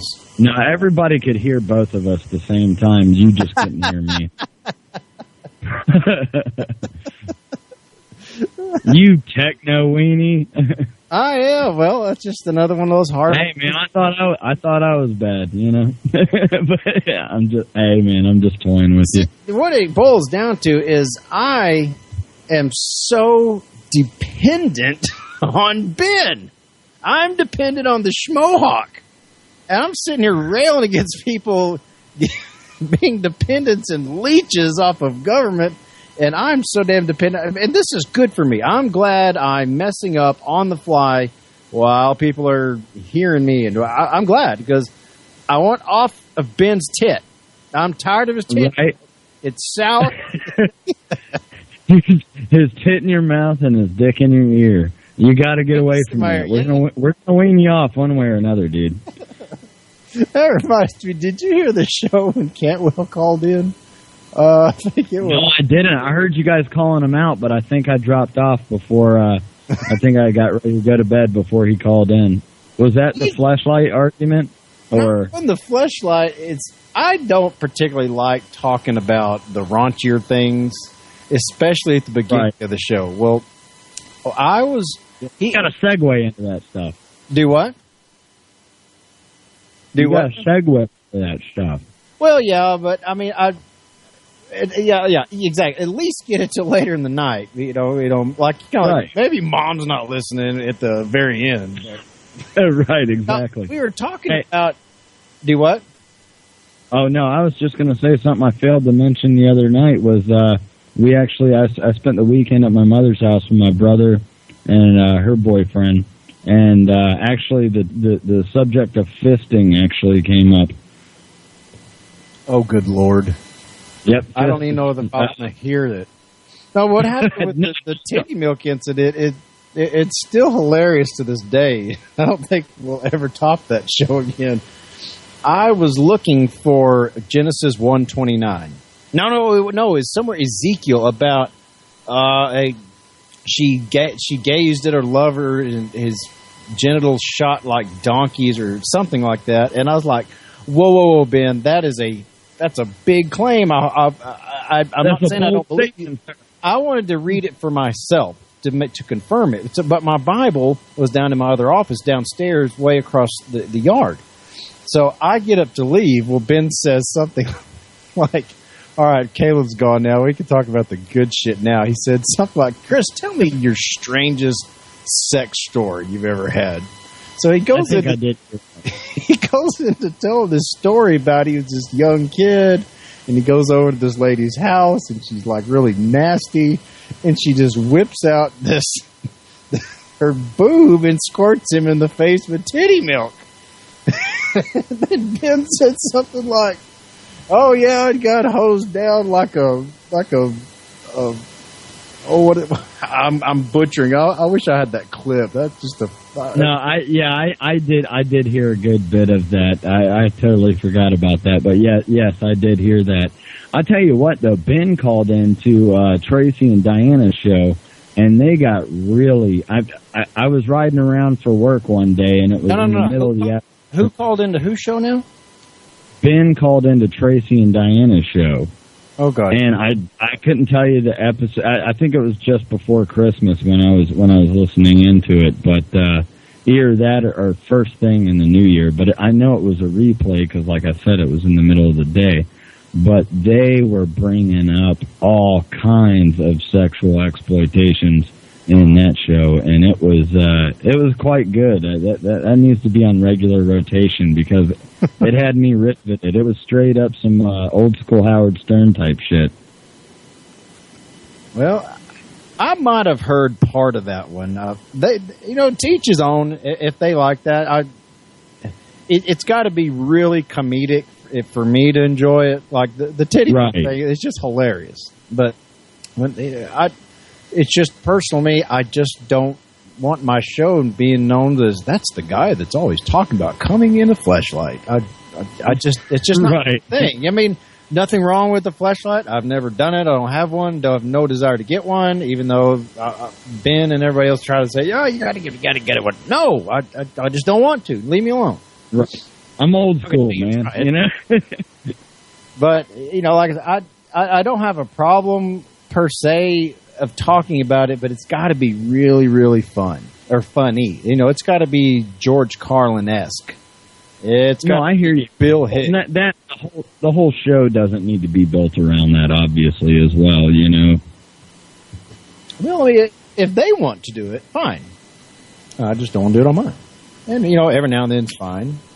But anyway, see, I wish people would call my show talking about that kind of stuff, but I rarely get into it as well, so it kind of skips the beat. But you always seem to talk more of the policy stuff, right? I just thought that was your forte. I had no idea you're wanting Ben Farmer's. Oh no. Well, the thing is that I am one of those guys that flies solo. You know what I mean? And unless I have calls or unless I have a special guest on, I'm flying solo. So it's easier for me to dive into news articles, play clips, and analyze it and go off on my 5 to 10 minute rants. So that's the way I usually do it. And you prefer? No, absolutely not. Like, don't get me wrong. If I had a neighbor or somebody that I knew in a close proximity that would come over to my place and we could do this, like how you and Ben do, because what you and Ben do is great. It really is. It's great.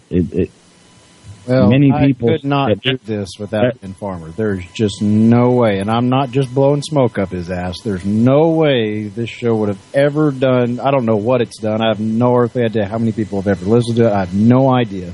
Right now, there's like 8 million people in the chat room. But, but there's no way. If we've done anything good, it's only because Ben was here. I could not have done that on my own.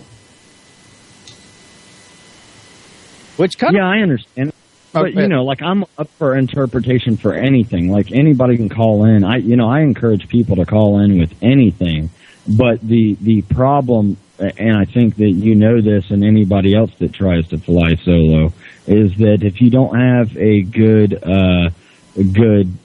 lineup set up and you're sitting here talking to the listening audience that may or may not call in, or anybody else without any guests in or anything like that, then, you got to have your shit together.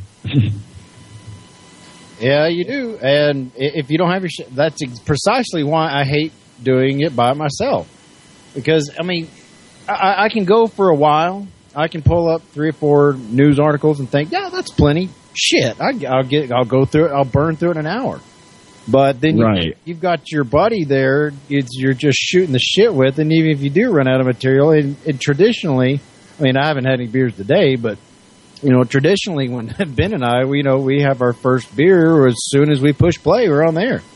Well, 3 hours into it, you're a 6-pack into it, maybe at 8 or 12. Not quite that many. Getting kind of sloshy with it. Yeah, that's what it just, conversation gets fun. You have no idea where it's going to go, and then you talk about titty milk, and it just gets hilarious. Right.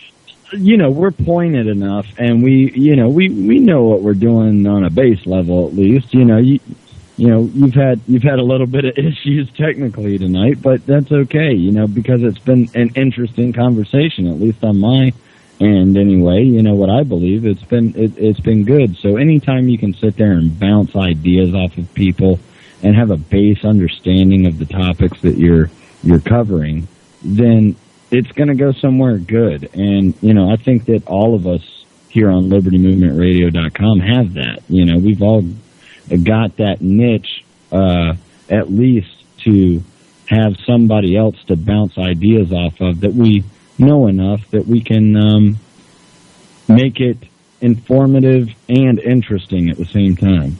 Well, if you're wanting to get into that sort of talk, then have at it.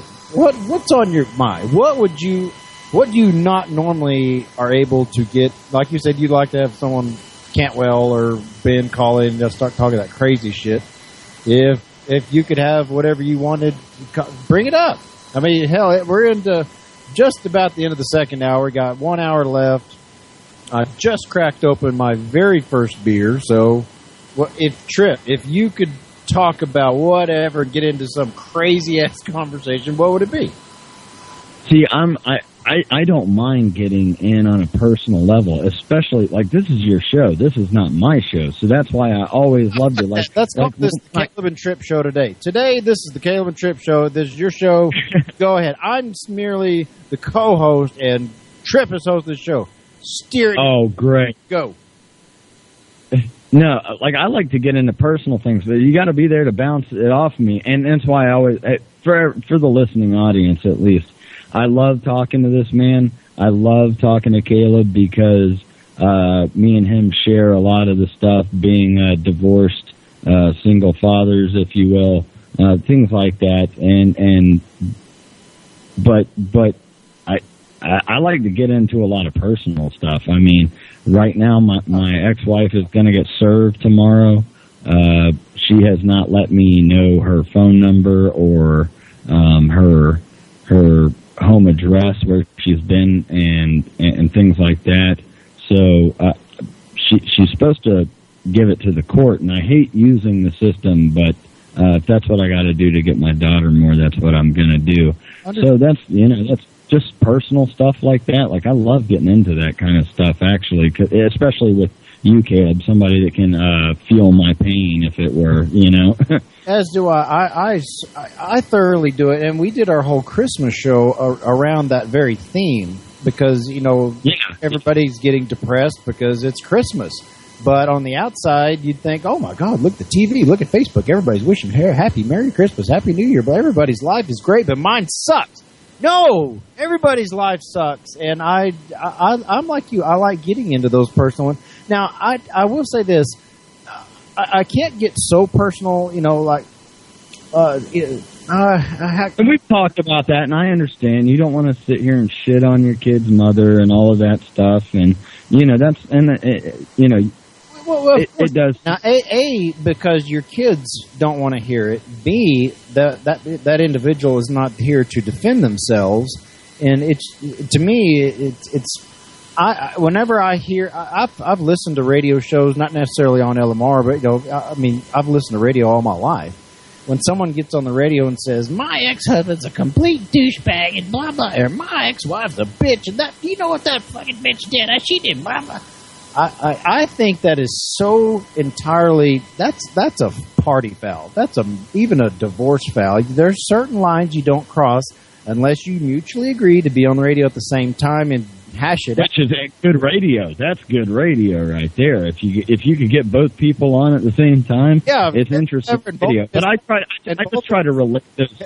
Caleb left both of his ex-wives in the same room on the same radio show. That'll be that pigs fly. But I use it more to just make a pointed issue. And for me, it makes it more relatable and more entertaining, I believe, if I can at least integrate my personal experiences into the show. That's the kind of radio I grew up listening to, and still listen to a certain extent. If it's not of a political nature, it's, grew up on, like Howard Stern and Bubba the Love Sponge and people that, hash out their personal stuff on air. And I just think it makes for good radio. I use it to put an exclamation point on the issues that I'm covering at the time, though. Oh, absolutely. And I by nature, I like to help people. And I'm like you. When I hear good radio where people are genuinely talking about their problems, being fair if the other person's not there, when they're genuinely or even if they're not being fair and the host says, now, hang on, that's not the other one's not there to defend themselves, and they don't play, okay, we've got your side of the story, and I'm just going to assume that that's the way it was. I'm like you. I benefit from radio where there's people actually talking about real things and not having these rose-colored glasses on. And like I said, by nature, I like to help people. But I think Americans can sniff out bullshit and shtick at this point, where it's like there's certain falsehood that people just don't buy into. Should you try to contrive something or just try to make something up for entertainment value alone? You know what I mean? Oh, but then again, why is Rush Limbaugh so famous? I mean, that's what he does for a living. The Democrats, they suck, and Republicans are awesome. I'll criticize John McCain every now and then just to make sure I don't look like I'm biased. But why don't everybody knows the program? Do what? I said, but everybody really knows the program. Yeah, but people worship that dude, man. I used to be one. I used to worship Rush Limbaugh. I was a faithful listener. I thought everything he said was exactly 100%. He always claims to be 98.9% accurate. No, he's exactly half that. He's half accurate. He's 49.5% accurate. Because it's not just the Democrats that are screwing up this thing we call a country. It's the Republican Party as equally as well. But people, it just seems to me so many people buy into it. They think that, well, my God, if Rush said it, it must be great. It must be good. Rush drinks Snapple? By God, I've got to go out and drink some Snapple. Rush, he buys 1-800 Buy My Roses or whatever the hell it is. I've got to go there too. He does a bottle of OxyContin. I got to get my hands on some OxyContin. Maybe that's the wrong message to send. I don't know. Yeah, I don't know how he survived that one. I give Rush a lot of credit. The man he's been a Republican mouthpiece for over 25 years. I mean, excellent. There's something to be said about that as far as radio is concerned, but that's not really, you're not really, I don't really know what I'm trying to say here. That's nothing special just because you've marked out to Republicans for however long, and I'll quote Bill Hicks again. This show will be filled with Bill Hicks quotes by the end of the night. Yeah, but he said, I need to just pull up some Bill. Well, you go ahead and read that. I'm going to pull up some Bill Hicks. I'm not reading it. This is all from photographic memory, man. But Bill Hicks did this bit where he says, "Doesn't Rush Limbaugh remind you of one of those gay guys that likes to sit in a tub while grown men pee on him?" It's like, couldn't you see just Reagan, Bush, and Quayle just taking a pee on him? And here's the theater of the mind. This guy, Bill Hicks, painted pictures. If you're not a Bill Hicks fan, go look up this man's work because I got it, man. If you want me to, I'm sure. I don't doubt that you've got it. The title of this is Bill Hicks: Rush Limbaugh. It's a 2-minute clip. You want me to play it? Go for it, man. It's great. God, let me. You'll know it. I won't know it. I've not heard this. I'd love to hear, but if it's the wrong one, just let me know. I'll stop it. But all right, no, it's beautiful. It's beautiful. This guy paints pictures with his mind.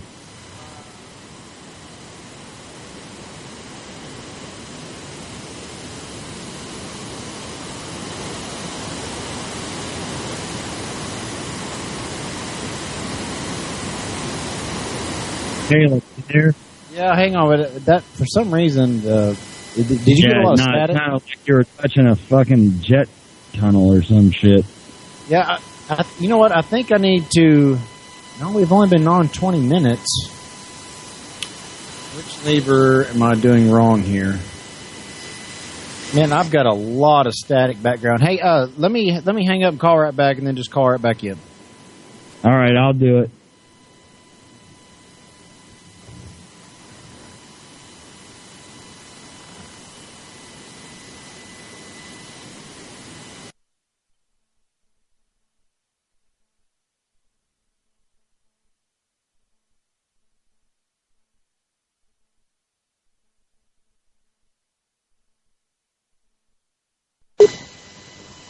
Okay, we're back. Oh my God, that is so much better.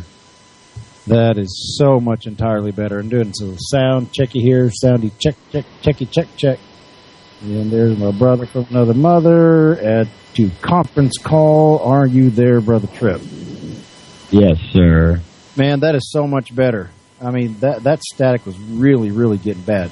Okay, let me try this one more time, and if it doesn't work, it may be my computer. I'm really. That's fine. I'll holler over you, and I trust me, I could do this bit verbatim.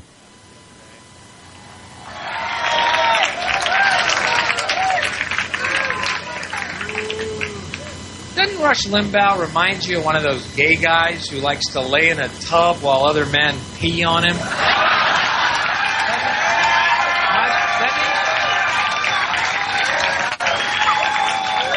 I the only one? Can't you see his fat body in a tub while Reagan, Quayle, and Bush just stand around pissing on him, and his little piggly wiggly dick can't get hard. I can't get hard. Reagan, pee in my mouth.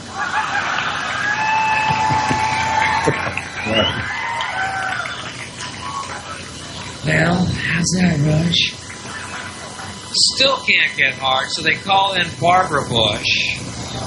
She takes her pearls off, puts them up his ass, then squats over him, undoes her girdle, wrinkles, flaccid labia unfolds halfway down to her knees, like some ballless scrotum.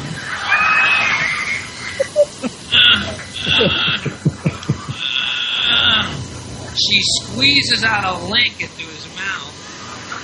Finally, his dick gets half hard. Oh!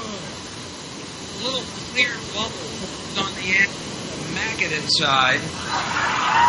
The maggot pops the bubble and runs off and joins a pro-life group somewhere. Am I the only one who sees that, or not? Thank God I'm not alone.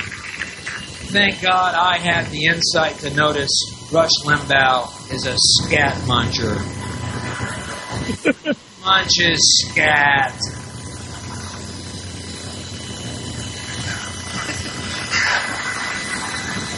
Jesus, Bill. I'm so proud of that little dark culture there. Well, Trip, I'm getting a whole new side of me. The whole new side of you. I had no idea. My God, that was wrong. Yeah, that's horrible, isn't it? But like I said, that paints pictures in your mind. I love comedians that do that, you know, and people that push that envelope are just, you know, they're 1 in a million to me. Hey, did that sound? I found it. Damn it! I missed it. What? I missed a different volume. I was wondering why that sounded so low. Proctor was telling me they couldn't hear it, and I was like, "Shit, I'm putting some bitch up on my dial." But again, that's me getting off of Ben's tit after listening to Bill Hicks talk about Rush Limbaugh in such a pleasant little way. Oh my God! You know, but yeah, go ahead. Well, no. What were you going to say?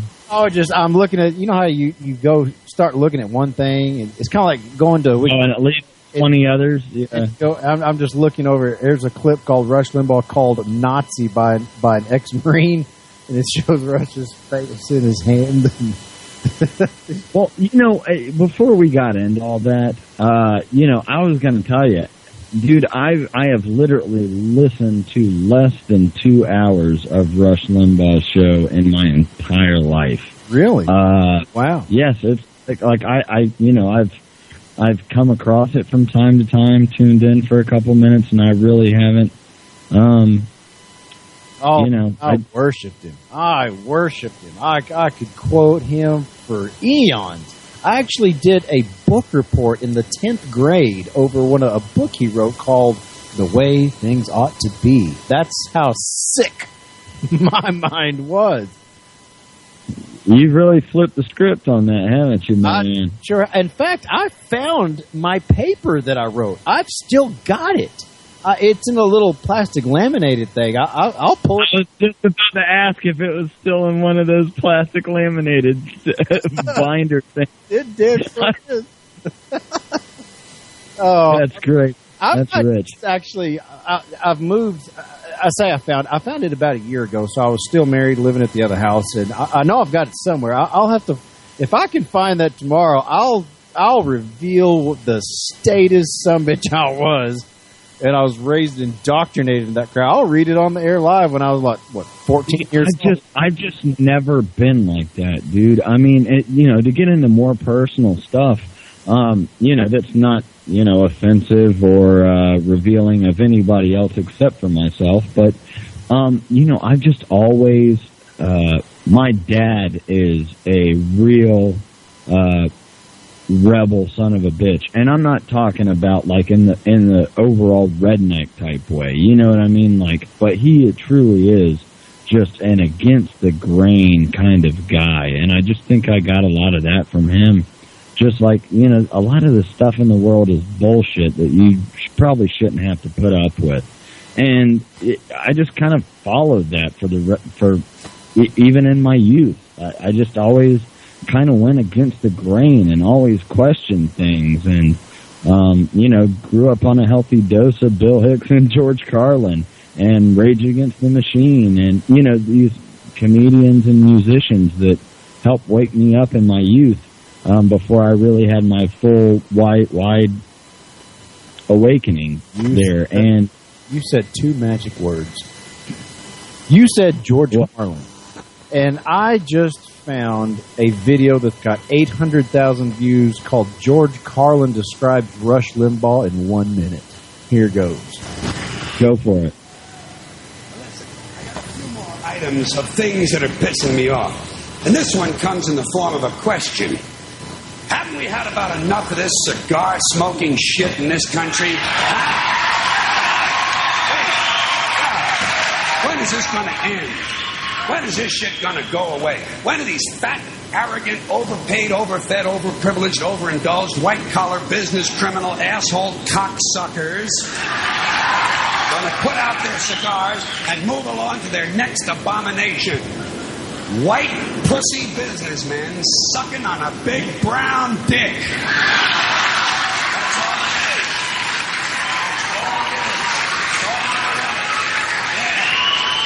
A big brown dick. Sigmund Freud said sometimes a cigar is just a cigar. Oh yeah? Well, sometimes it's a big brown dick.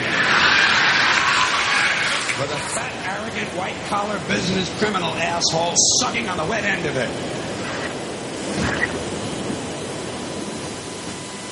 Okay, Trip, you there? Yeah. I've got, for some reason, that static. I don't know. I'm still playing with knobs, but I don't know how well that came through. Yeah, it was better than the Hicks clip, I thought. But I mean, had a better, but computer volume up on it. But I'd never seen that video, and what it was, he obviously never said Rush Limbaugh.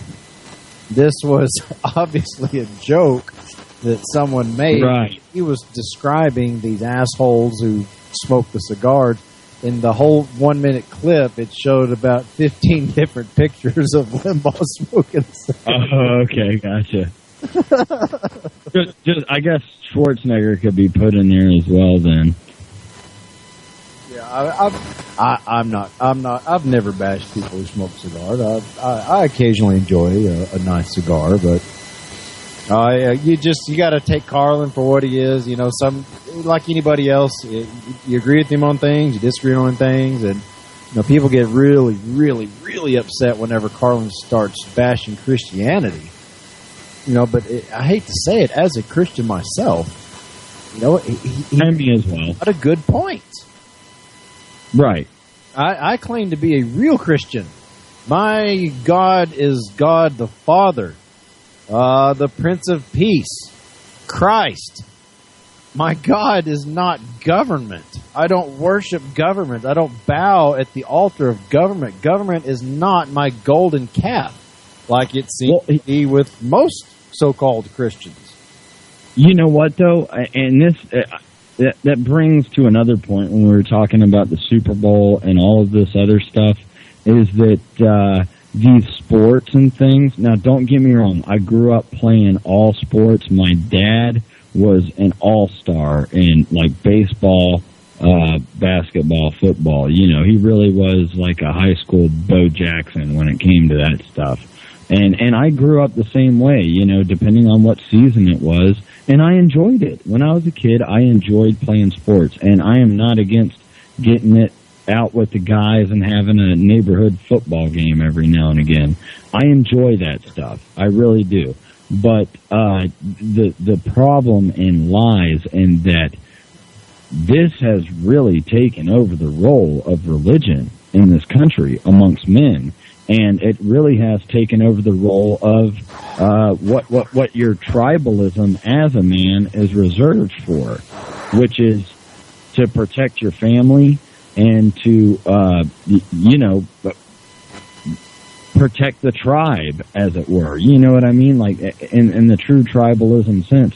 But this football, all of this stuff that is pop culture for men to rattle off statistics like some sort of mindless, I don't even know what. And it's like, why don't you know that? Don't know personally, who don't know them personally, who don't care about them personally. I'm with you. Right, like you could tell me how many sacks Ray Lewis had this year, but you can't tell me that, like, and I'm a number and statistic guy, you know, I mean, like, I'm a history buff and a statistic type guy, you know, I have all this stuff at will inside my head, and you can ask me these questions, and I know the numbers and the dates and the names behind it, and it's like, you can tell me how many sacks Ray Lewis had this year, but you can't tell me that government killed 290 million people last century alone. Why is that? They couldn't even tell you the name of their own mayor. Right. Yeah, and people, I'm with you 100%. I mean, people get on to me, well, all you do, Caleb, is talk politics, and you just go on and on and on and on about politics this, politics that, and, you know, do you have a life outside of that? Well, not really. But their question is, why do you do that? Well, my question is the same to them. Why do they? Why do you not do that? Why do you spout? Why do you know so many statistics of 1,000 different football players from current all the way back to inception of the game, and all their stats and all the records and all the MVPs and all the Heisman Trophy winners? And the difference is, the way I see it is, knowing the statistics of all these people, it's kind of cool. Great. That's amazing that a human being could know so many statistics about a sport. But it's good to keep your mind sharp. The way I see it is, those football players don't make policy that I have to live by. The statistics and things that and you as yourself as well know that these cocksuckers in D.C. do make policy that I have to go by. Rick Perry, the governor of Texas, makes policy, or the legislative body, our governor, they make policy I have to go by. My local authorities make policy that I have to go by. Whether I like it or not, it's forced upon me. And that is why I see there's a huge difference in the things that you and I know, about statistics versus what I affectionately call the football zombies. Now, there's always exceptions. Right. Now, Ben Farmer is an exception. That guy has got he's got a mind I've never encountered in my life, except the time when I met Stephon Mullen.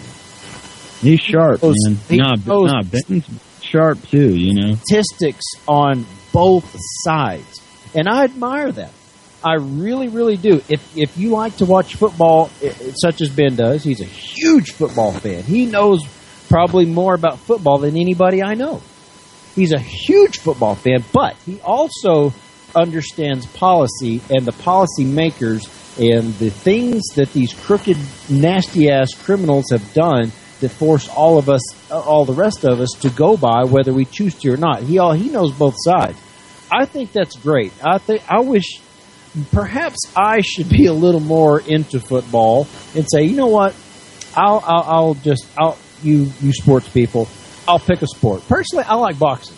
It's a one-on-one. There's none of this team shit.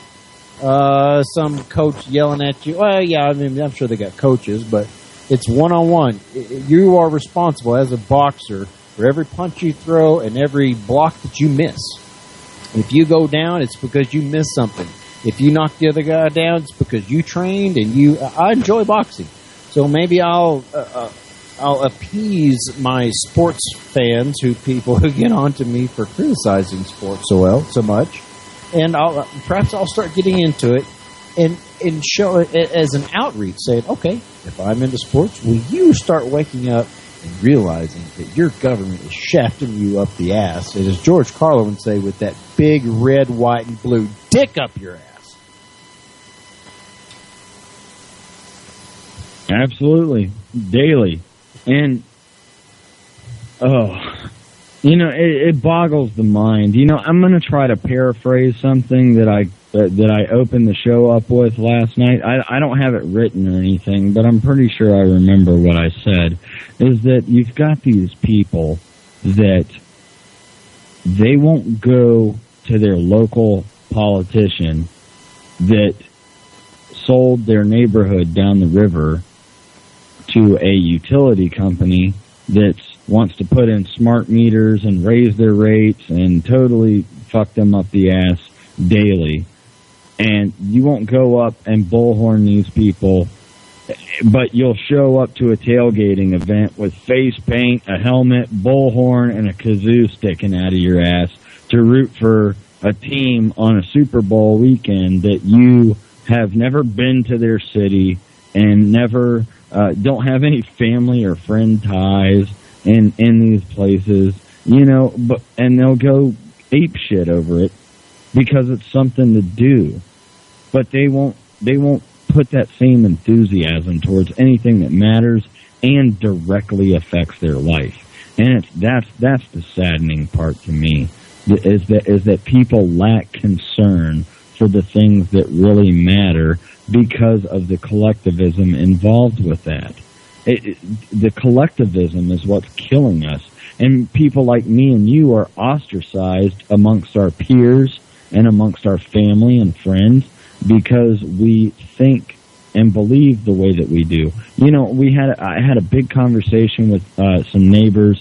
I forget what they were talking about and I don't even know what the conversation was, but it went off into I think it was American Idol. I had some neighbors and my girlfriend was here and we were all sitting outside around the fire the other night, and I said, just in the middle of it, I said, there's no gold backing our currency, right? And just shut the hell up. And one of my friends did really laugh at that.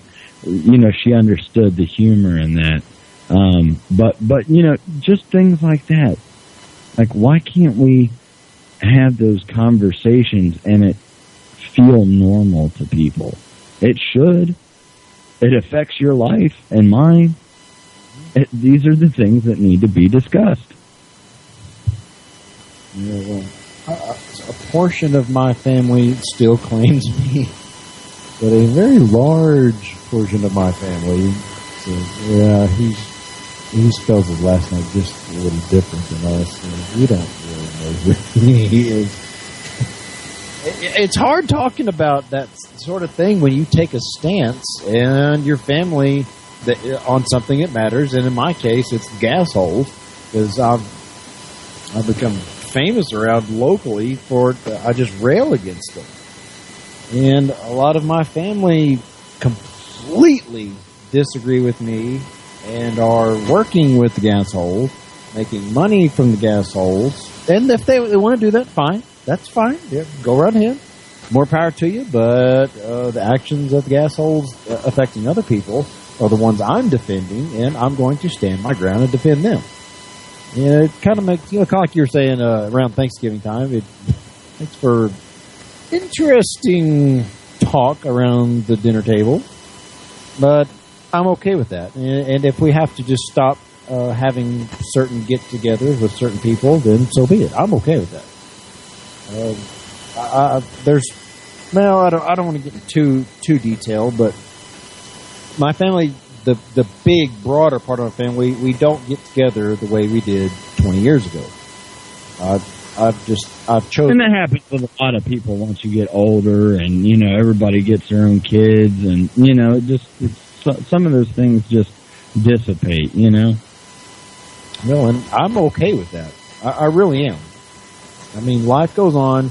Everybody's free to. Well, I hate saying that word, but I'll just, for brevity, everybody's free to choose their own choices, do whatever they want to in their own lives, and I'm good with that. Go right ahead. If you don't like how I speak, then that's okay. And you're my family. I'm okay with that. I'm not mad at you. I'm really not. You're a statist. You enjoy worshiping your calf, your golden calves. That's okay. But don't look at me like I got an arm growing out of my fucking head. You know what I'm saying? Yeah, well, I mean, just know that your God that you worship and promote and support and elect and root for is making policies that affect my life, and just know that I'm going to speak up against authority who puts these taxes and these rules and regulations that affect me and my children. I just know, family member, I am going to speak up against it, regardless of if it creates bad blood between us. I don't care. I'm not a statist. You are a statist. Your policies and politicians that you elect to create these policies that I must go by affect me in a negative way, and I don't like it. I don't like it for my children. I don't like it for someday when I have grandchildren. I don't want that for them. Just know that, okay, you can do what you want. You can vote and promote whichever statist, Democrat, Republican you want, but just know that I'm going to do the exact opposite. We are not going to agree, and if it means we can't have Sunday brunch, Thanksgiving, Easter dinner, or whatever, Christmas dinner or whatever together, then that's just what it means. Or maybe we could just still have it and just not talk about that particular thing. But if you, which is fine to me. That's something that's fine to me. You know, it's something that comes up after everybody's had their bottle of wine or bourbon, or and dinner's all done and everybody's that's when it gets fun, man. Yeah, exactly. Like, that's a good place for me to be in. But and we don't always have to agree on the same political belief structure or whatever. You know what I mean? But it's like, I want you to know that this information exists out there. And, with your elderly relatives, that seems to be the case. They're still going to believe that Rush Limbaugh and Sean Hannity or Chris Matthews or, whichever way they lean is still going to tell them the truth and the way that things ought to be, and believe in that, because they're too, I'm sad to say, but they're too old. Their fight's already done. You know what I mean? Their fight in this world to do the things that me and you are trying to accomplish are already done. Their time is over to even care about fighting any of this stuff anymore. They've seen their children and grandchildren grow up, and it's that's their role now. But we've got this new thing going, and we're gung ho about it, and we've still got the energy to get out there and fight it. So most of my family is like, hey, God bless you, go for it, But me, I don't give a shit anymore, They just don't care at all. Most of your family? No, I'm not saying that most of my family doesn't care, but they appreciate that I'm active in what I'm active in, even if they don't share my belief structure. Right. When it comes to this stuff. But they also know that they're too damn old to fight the power anymore. You know what I mean? Like, they're not. Yeah, they're that's not the Caleb Leverett radio show intro. Fight the power. Fight the power. Yeah, that's good. Hey, I've got a question. Before the LMR radio networks came about, did you ever do any shows prior to this, or is this your very first gig, or Here was something that was totally I'm lucky, and I have to commend Eric and Josiah for what they've done, because I literally had probably 2 weeks experience on air before they contacted me, and I did a show the first night. I think the first show that I did was election night that was on LMR was election night that I did, and I think my first show that I ever did was October 17th, and I didn't do 2-hour shows. I just did like hour-long shows, like 3 or 4 nights a week, integrating all the stuff that I had already normally did, and had years of just researching this stuff and being in the thicket of it. So before I got on air, I felt confident enough to actually get on air with all the stuff that I had researched and looked into and stuff. So that's how that came about anyway. What prompted you to want to get on air and want to do something as crazy as expose yourself to everybody else on the radio? all your mistakes, knowing that you didn't have professional training? I mean, what drove you? I mean, I've got a story. I'd like to hear yours. Right. Hey, man, I'm getting an echo. Okay, it's gone now. But anyway, like I said, I did this just researching stuff for years and really tumbling down the rabbit hole and things like that. And in all honesty, I know that you could probably respect this coming from Odessa, is that there's not a large community of people, of like-minded individuals. You know, I mean, I drive around and, you know, I'll see an InfoWars bumper sticker or a Ron Paul bumper sticker or something, you know, just stuff like that. But I don't never really hung out with people that shared a lot of these same political beliefs that I do. So it was kind of a way of me getting out and actually starting a community. And through knowing you and, you know, tons of other people since I've started this whole deal, I'm like, wow, there really is a movement.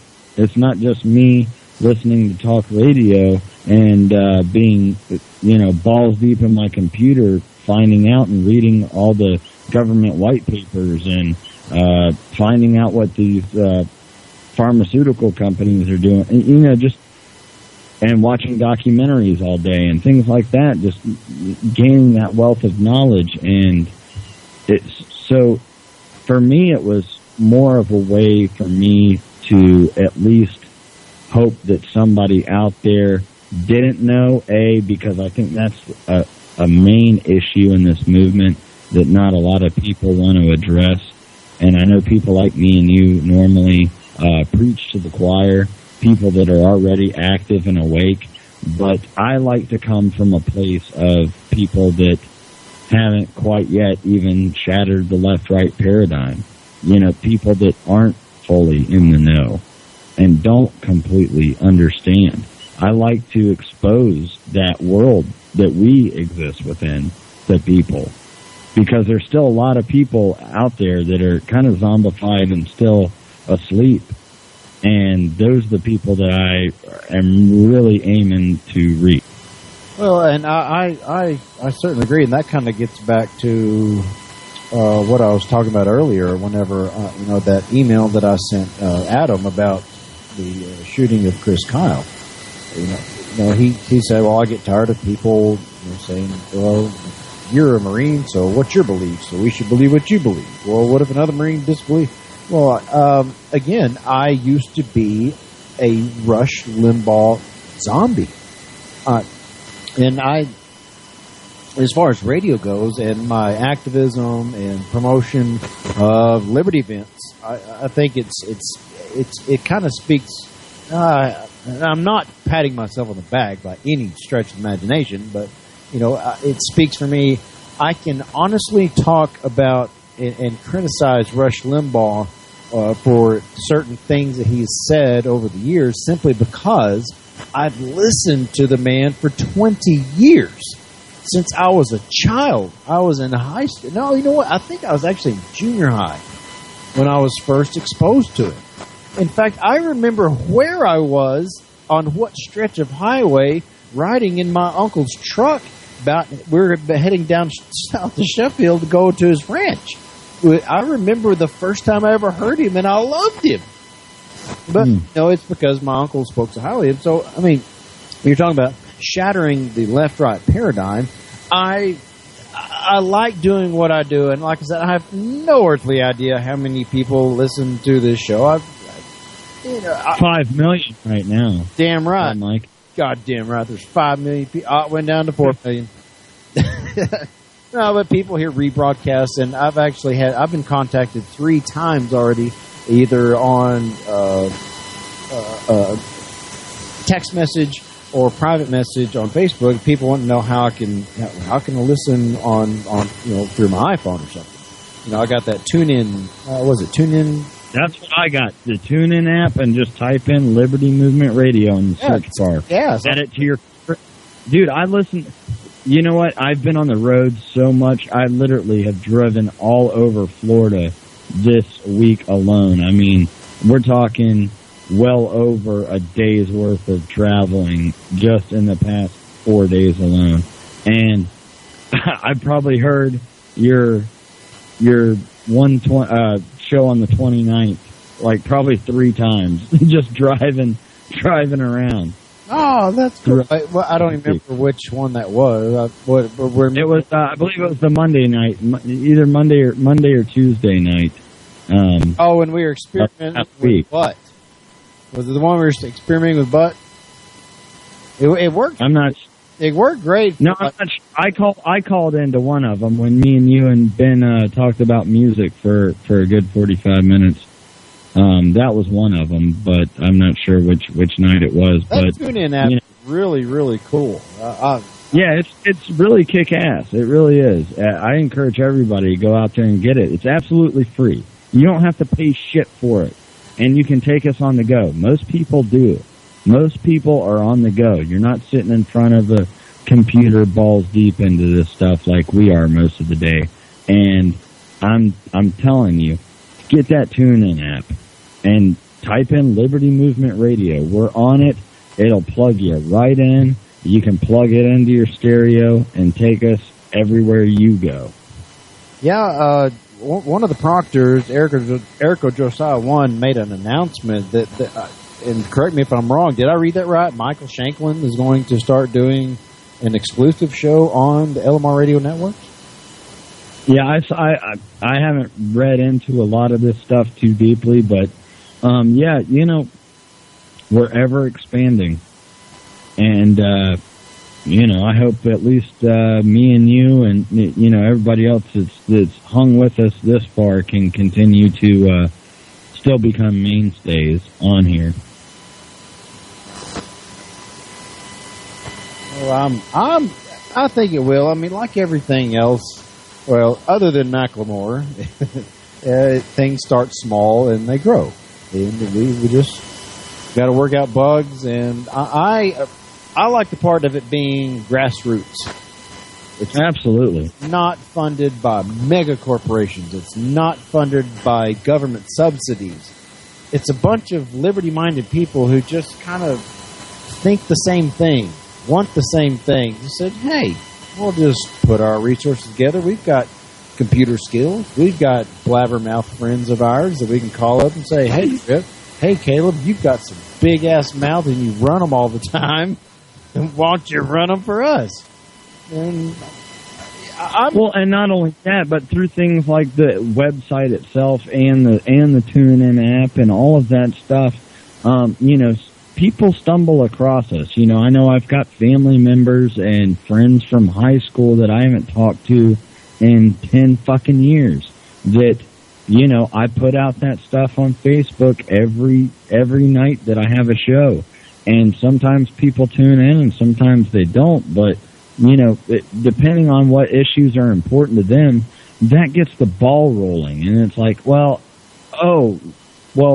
you get in a conversation at a bar somewhere about some social or political issue, and you're like, hey, you know what? I got this friend Caleb. I got this friend Trip.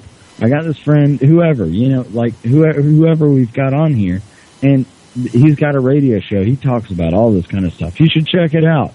So that's the way that truly is grassroots. That word of mouth campaign that we're constantly on, just to get the name in the mouth of people that probably wouldn't normally even listen to talk radio, you know? Hey, Trip, hang on to say, I got a good buddy of mine on in. I'm going to bring him in. Yeah, sure. All right. Is this Mark? Hey, what's going on, sir? What's up, brother? Are you up there in the Oklahoma territory? I am. Yeah, Mark was texting me earlier, and that was part of my one-tracked mind getting distracted by my text message and controlling the keyboard and controlling the switchboard. And anyways, Mark, what is nice to meet you, Mark. Yeah. I'm not sure if y'all have heard each other. Okay, Trip NWO Fighter's got a show here, and he's been kind enough to hang out here with me and shoot the shit. Actually, he's hosting tonight. I'm merely co-hosting tonight. Yeah, I want to take a back seat for a minute. I got a bathroom break coming up. I think it's just check my union dues. I'm well paid up. Anyway, Mark, what's on, brother? Hey, man, I was curious about the chip-in. I was wanting to make a chip-in there, but I'm having a little difficulty with my phone, and it's showing the donate button there on LMR, but it's not showing the chip-in button. I assume that they're two separate deals.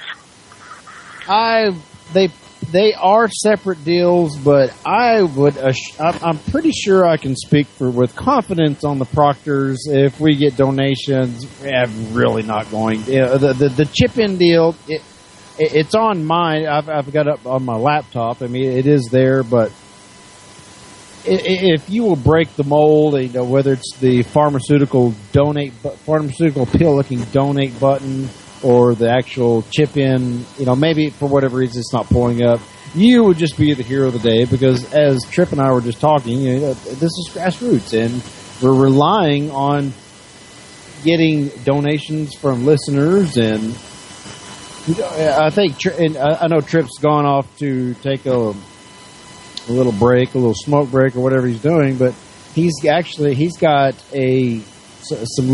he bought some LMR Radio Network T-shirts.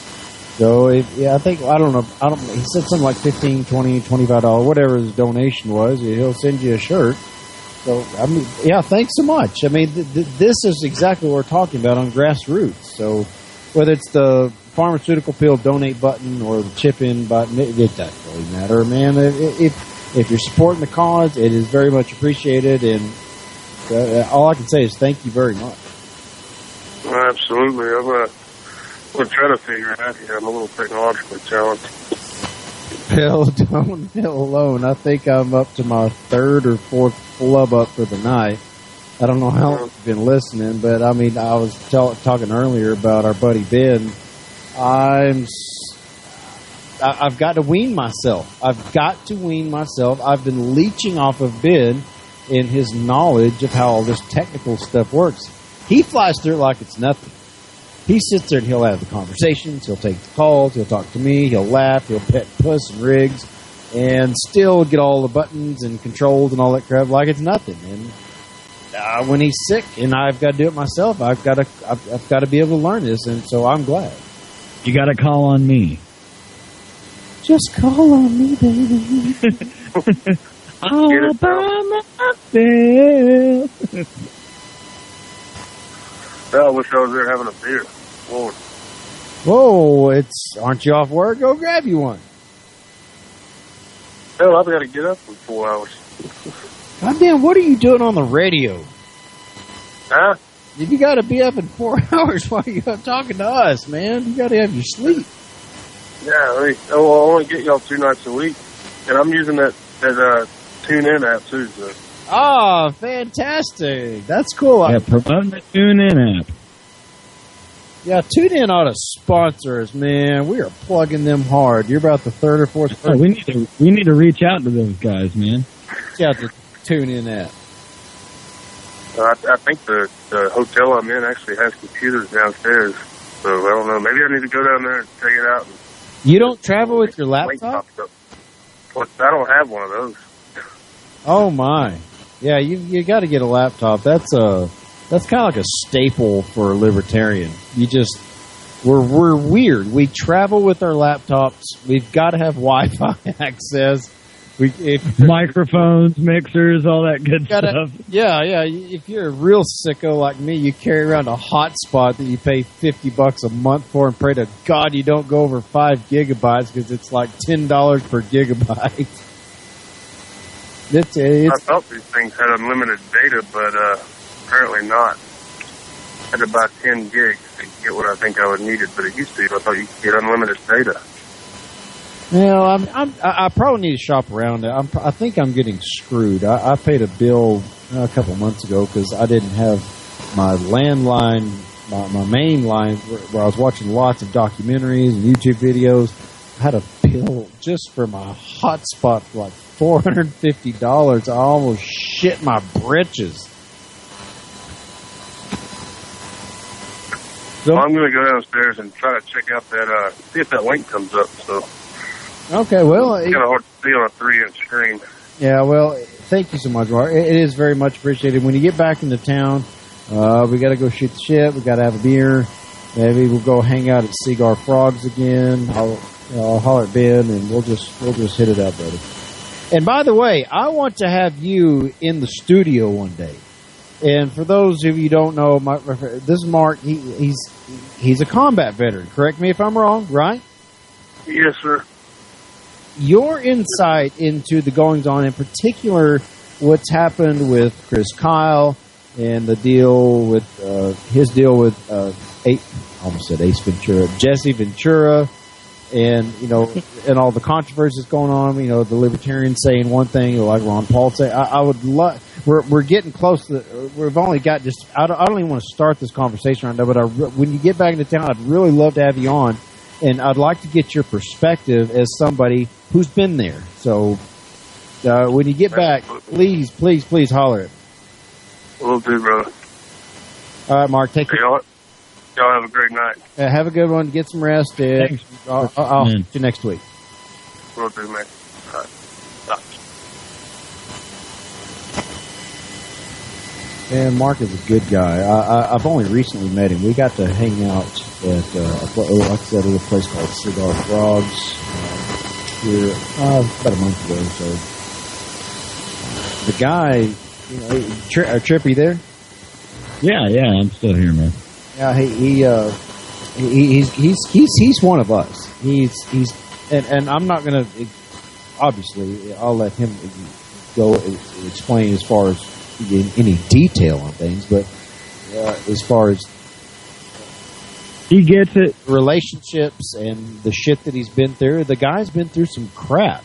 He's been through some bad stuff, just like the rest of us, and he's pretty open about it. And like I said, he's got that experience of being in the military or having been in the military, and he's surrounded by statists like many of us are. And I don't know him really, really well, but I've had the chance to get to talk to him. The guy's sharp as a tack.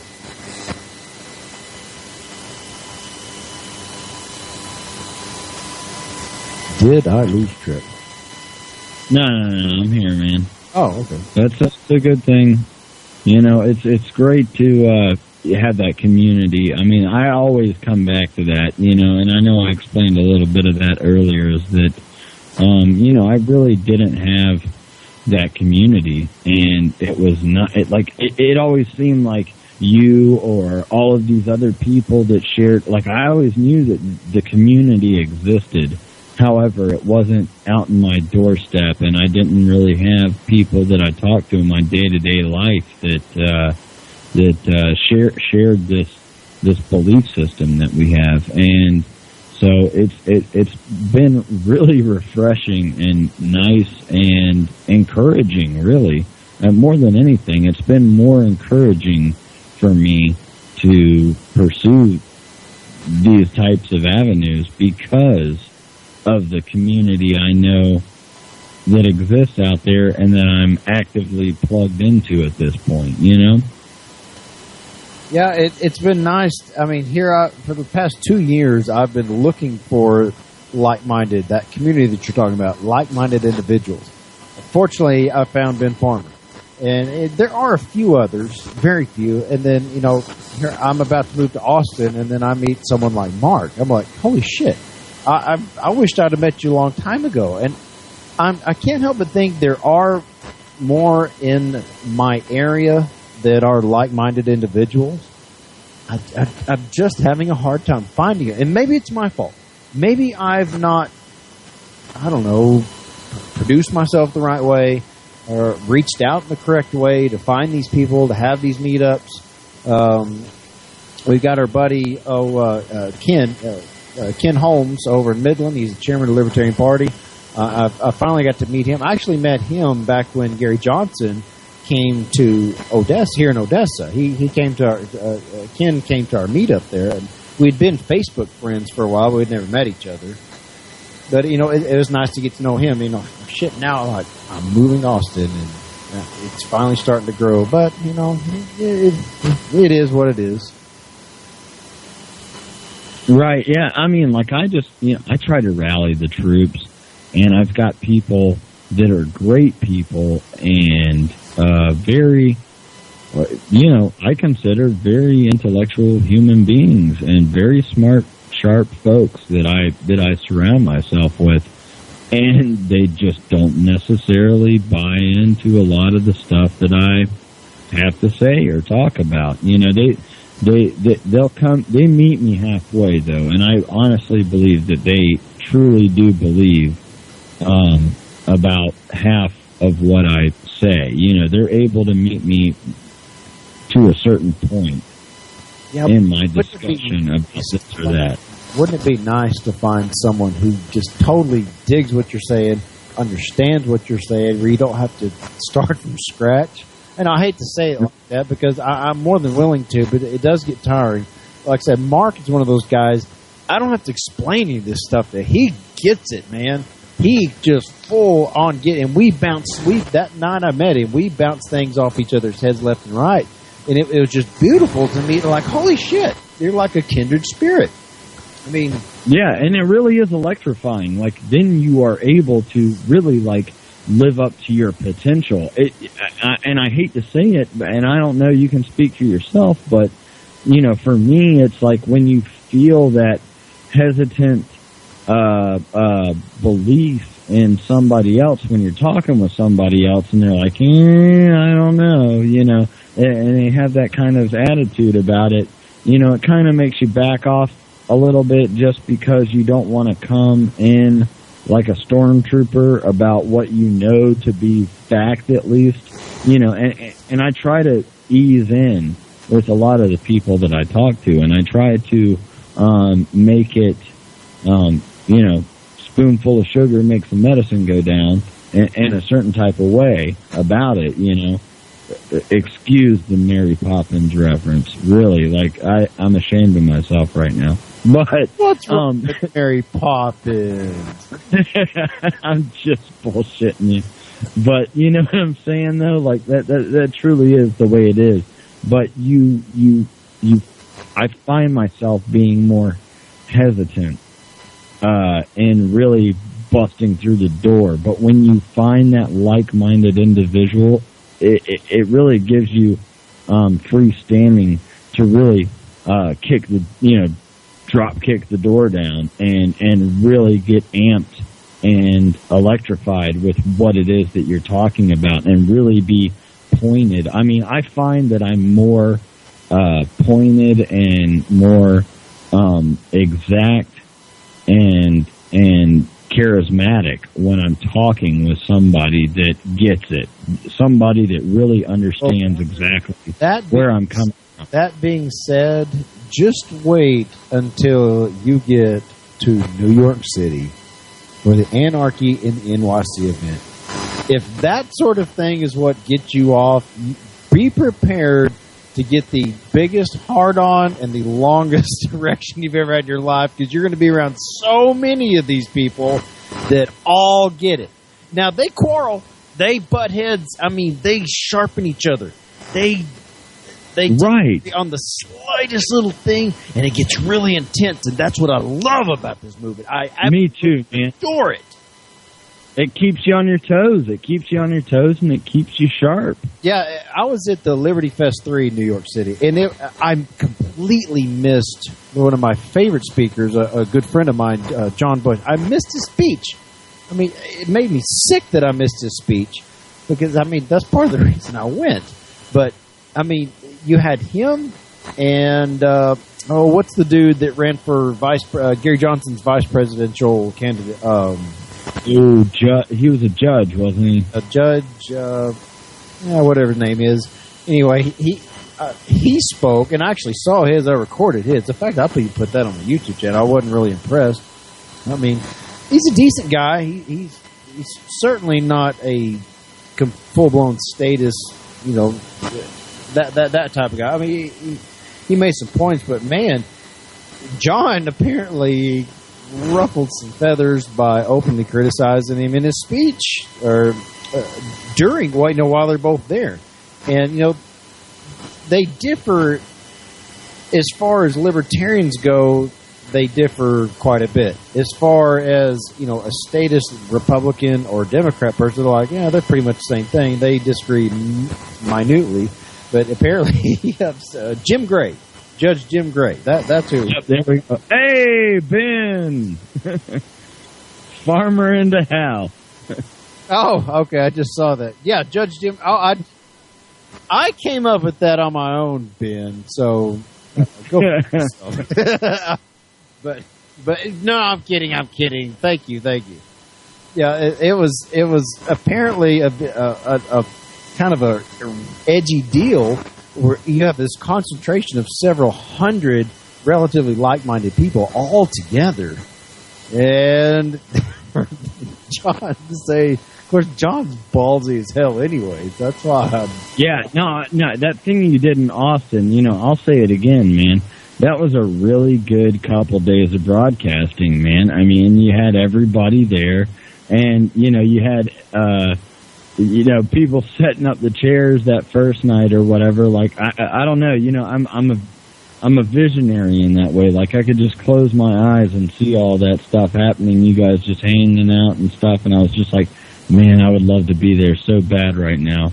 And just it just sounded like a great time, and you had a lot of pointed intellectual guests coming from a place that necessarily me or you or anybody else, issues that we don't necessarily always bring up or talk about all the time. Oh, it was a blast. It was a ball. Just when I thought the things I do couldn't get any funner, I get to do something like that. Of all people, John Bush and Jordan Page and Antonio Beeler all on this round table deal. I mean, I was in heaven. Who melts faces, by the way? Say it again. Who melts faces, by the way? Jordan Page melts faces. Not about it. He constantly talks about melting faces. We've only got about 3 minutes left, and I'd like to give a big plug for Jordan Page. Jordan Page is the man when it comes to the rocker and the liberty movement. Hey, Caleb. Yo.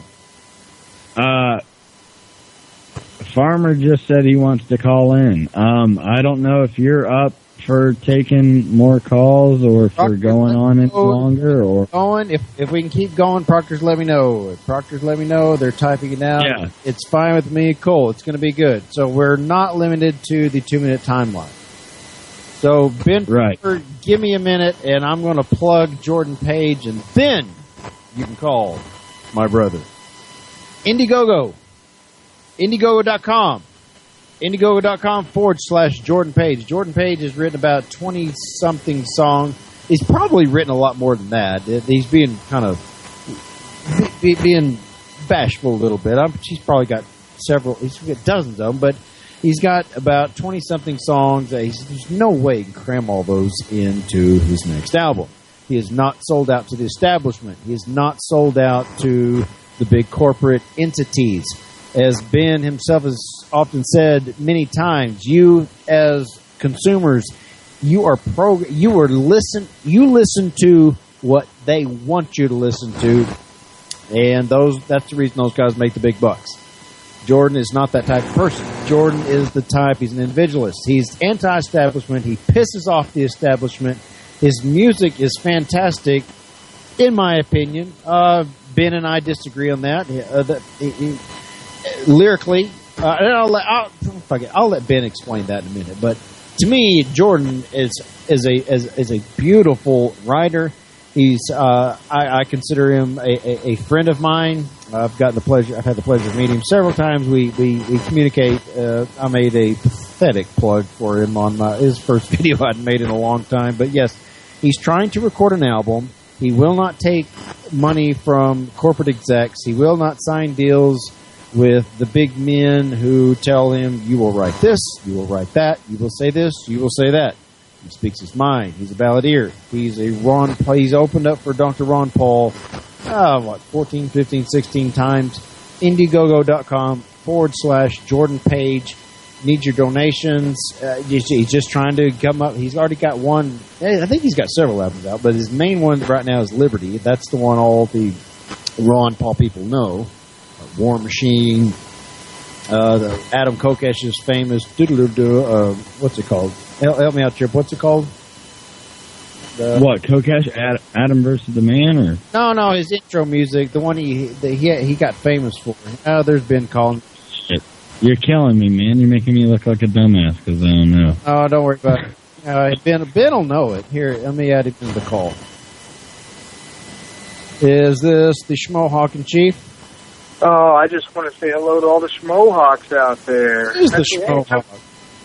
Are you selfish? I apologize. I'm not only extremely tired, I'm also pretty sick right now, so I'm so sorry I couldn't be there with you tonight, but it sounds like you're getting along just fine for now. It's brought to you by his toilet tonight. What was that? I said Ben's call is brought to you by his toilet tonight. Well, yeah, more like my asthma inhaler, and but at any rate, yeah, no, it sounds like you guys had a great show tonight.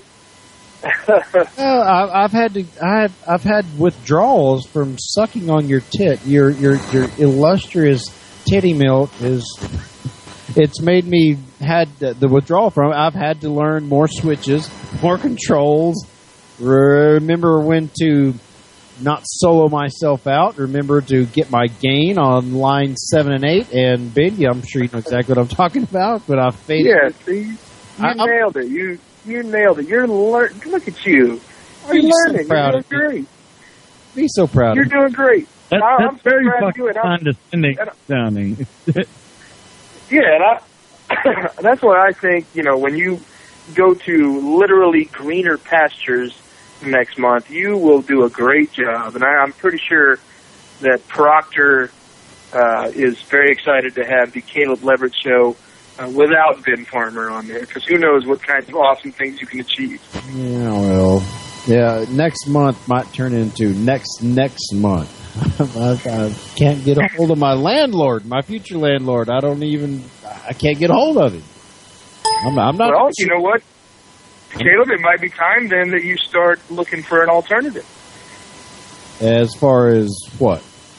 Another farm to move on to, because I am. I'm going to have to. Yeah, I mean, if this guy is not going to, well, at very very, very least, you can take whatever new bid you get from a new landlord and go, listen, buddy, this was the other thing that I found, and it's a better deal than yours. Give me this deal, and you got it. You get people into a bidding war with one another. That's what I've been doing all day today, because I've been organizing the Libertarian Party of Texas first quarter meeting. We do this every quarter, and I have been dealing with, I had 29 bids from different hotels across the state, and I've been whittling it down, and I've been dealing with at least 2 different Libertarian Party committees, and we finally came to an agreement, and they put impossible standards on what I was doing, and I still overachieved them. So, bidding wars is exactly what I've been doing all day today. Well, that's just the beauty of the free market, is it not? Well, that's exactly it. I mean, who wants our meeting and who doesn't? So, so that was a huge part of what I was doing while laying in bed. The other part was writing a school paper that was due on last Thursday, but I was basically exempt from that because, not exempt, but I was able to turn it in late because I was in Austin, Texas, our state capital, and I met with, had lectures by, but literally had happy hours with at open bars, and really had actual conversations with Senator Kel Seliger, senator from Texas State. Everything's Texas State that I'm about to mention. Senator Kel Seliger. Kel. I'm sorry? How the hell is Kel? Well, he's great. He's extremely charming, by the way. I mean, he's you know, all politicians, by the way, you will learn, are extremely charming people. That's how they get there. I also met with Congressman Tryon Lewis, who is the congressman from our area, and I am happy to report Travis actually took a deposition of mine one time. I know Tryon. He has, you know, all of these guys have done some things that we like and some things that we don't like, but I am happy to report that Tryon Lewis knew who I was. But when I introduced myself to him, he knew who I was, and he had some very positive things to say about libertarianism. In fact, he was giving a lecture about how you get elected in the state of Texas, and he said, Republicans and Democrats, we do it through a primary system, and Ben will tell you that the Libertarians, they do it through a convention system, which is absolutely accurate. So not only did he know me and the Libertarian Party, but he also knew our state bylaws. So he's paying attention. That's actually kind of encouraging to hear. Well, I agree, and it just goes along with what I said was the talk of the town of Washington, D.C. when I was there 2 weeks ago. And the people were all talking about how the libertarians are coming, all right? This is what the young people are doing now is libertarianism, and we're going to be dealing with libertarians over the next 10 and 20 years. So we may as well go ahead and start accepting that. And being in the state capitol, I heard very much the exact same message.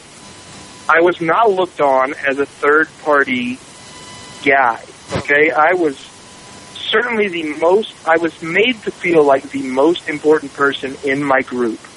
And that's not just by Kel Seliger, the senator, or Congressman Tryon Lewis, but I met two railroad commissioners, both of whom were quick to come up and speak to me.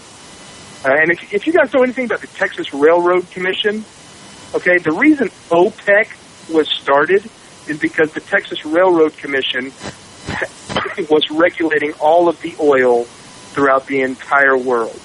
So the Texas Railroad Commission is one of the most powerful government organizations in the entire world. I know their name is Railroad Commission. What they regulate is oil and gas. Yeah, and that's always been really confusing. And who was the former head of the Railroad Commission? I'm not sure, but I can tell you the two commissioners out of three, there are only three commissioners. Two I met and spoke with last week were Commissioner Christy Craddock, who is Tom Craddock's daughter. Yeah. Right. And then Commissioner Porter. These people could not be more different as far as personality goes. Porter is an accountant, basically. Very dry, doesn't like people. Whereas Commissioner Craddock, very outspoken. Now, I'll clue you in on another thing. I spoke to these two commissioners because I had just been to Washington, D.C., and I had read the Brookings Institute report on energy and where energy is going. And we've talked about it on our show, and I can tell you that the Caleb Leverett show was the first to break this story. The next billion-dollar idea is how to create a battery, just like a AA battery, but probably as big as a railroad cart, a very efficient battery that can take energy from where it's produced, which is typically in the Midwest, here in West Texas, and get it to the West Coast, or get it to the East Coast. Whoever comes up with that battery is going to be the next Bill Gates. Transport the battery itself, or the transmission lines to put the forget lines, forget transportation. Whoever creates an efficient battery, that's your next billion-dollar idea. That's your next internet billionaire. Creates the battery. Because right now, the best way we have to ship energy is through these pipelines. And these pipelines are not efficient. You run into a whole lot of eminent domain problems. Yes. You run into a lot of these problems with these pipelines. But the reason we keep doing it is because it's simply the best or the most efficient system we have today. I'm speaking collectively here, but I'm just telling you how things are. And they prefer not to.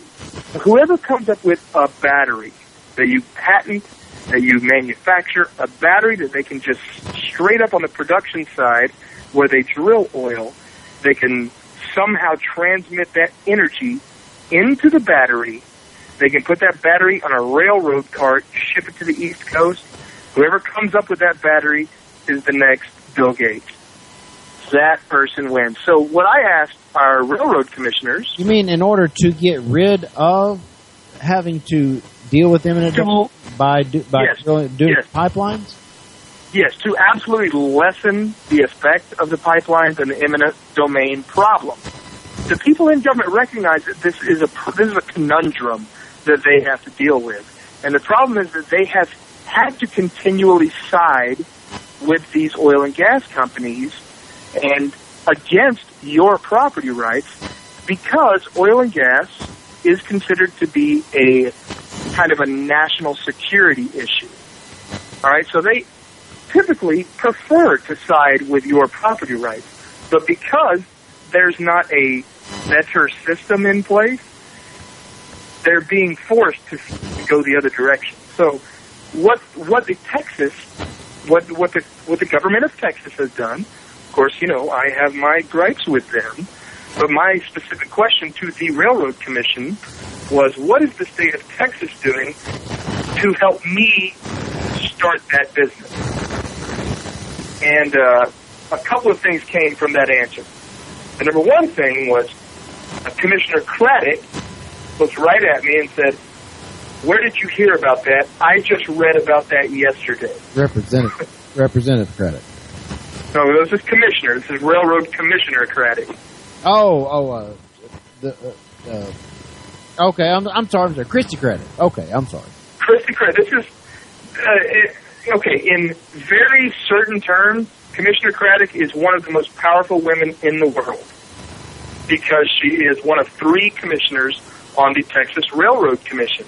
And again, the reason OPEC was started was to compete with the Texas Railroad Commission. All right? These are people they regulate oil and gas. That's what they do. So anyways, Christy Craddock looked right at me and a group of people and said, where did you hear about that idea? I just read that yesterday. And of course, I broke that information on the Caleb Leverett show last week. Yeah, and a week late because of the technical difficulty. I mean, right. I would have broken it 2 weeks ago. Yeah. So, as far as your meeting with the, what was it called? Oh, this was at the Brookings Institute, is where I learned it. Brookings Institute. Yeah. Right. So she gave me, personal information, and she gave me the information, and I haven't looked it up because I haven't. Anyway, yes, there are several grants that you would qualify for that the state of Texas is willing to pay for. Now, yes, that is through taxation. However, all of these grants would come from taxes that are levied on the oil and gas industry specifically, not on the gas that you pump into your car. These taxes are levied on the oil and gas industry as they're pulling oil out of the ground. So, it's grant, still by force. It's still by force. Right. But the grant is to come up with this magic, gigantic AA battery? There you go. It's a simple, really, that's the best way to put it. Yes. Whoever can innovate that, you can get not only tax breaks, but grants from the state of Texas in order to develop new innovation. And very specifically for this idea in particular. Now, if you were to go online and ask about this idea in particular, you're not going to get any specific programs because, in a very real sense, the Caleb Leverett show knew about this before the Texas Railroad Commission. So yeah, we're not just talking about the cutting edge, but we are the absolute tippity-tip point of the cutting edge as far as this business idea. So if we have any listeners listening in, and any chemical engineers, if you know anyone who knows anything about how to build batteries, how to store energy, I highly recommend you get in touch with Liberty Movement Radio. I highly recommend you email me. My name is Ben Farmer. You can email me at tex567@gmail.com. And this would be a business that I would be interested in getting into. Well, Ben Farmer, you had me at hello. You're wanting to get into business with the Railroad Commission. By the way, the guy I was thinking of earlier, one of the former ex-railroad commissioners is Michael Williams, and he was recently selected by Governor Perry to be the Texas education, the big head honcho in Texas in the education deal. So anyway, I just thought I'd throw that. That was Michael Williams is the name I was looking for, but I couldn't think of it. I think Michael Williams might be the current head. No, Jefferson. It's a guy named Jefferson who's the current. Now, here's the thing about the Railroad Commission that I didn't know until this last week was all three of them have equal power, and they take turns being like the chief head of the Railroad Commission. They take turns. They all have bullies. They all have equal voting power. So Christy Craddock, who's only been on the commission for a month now, has equal powers as both of the other two. Well, I said it, not Ben. I said it. They take turns being bullies. That's what they do.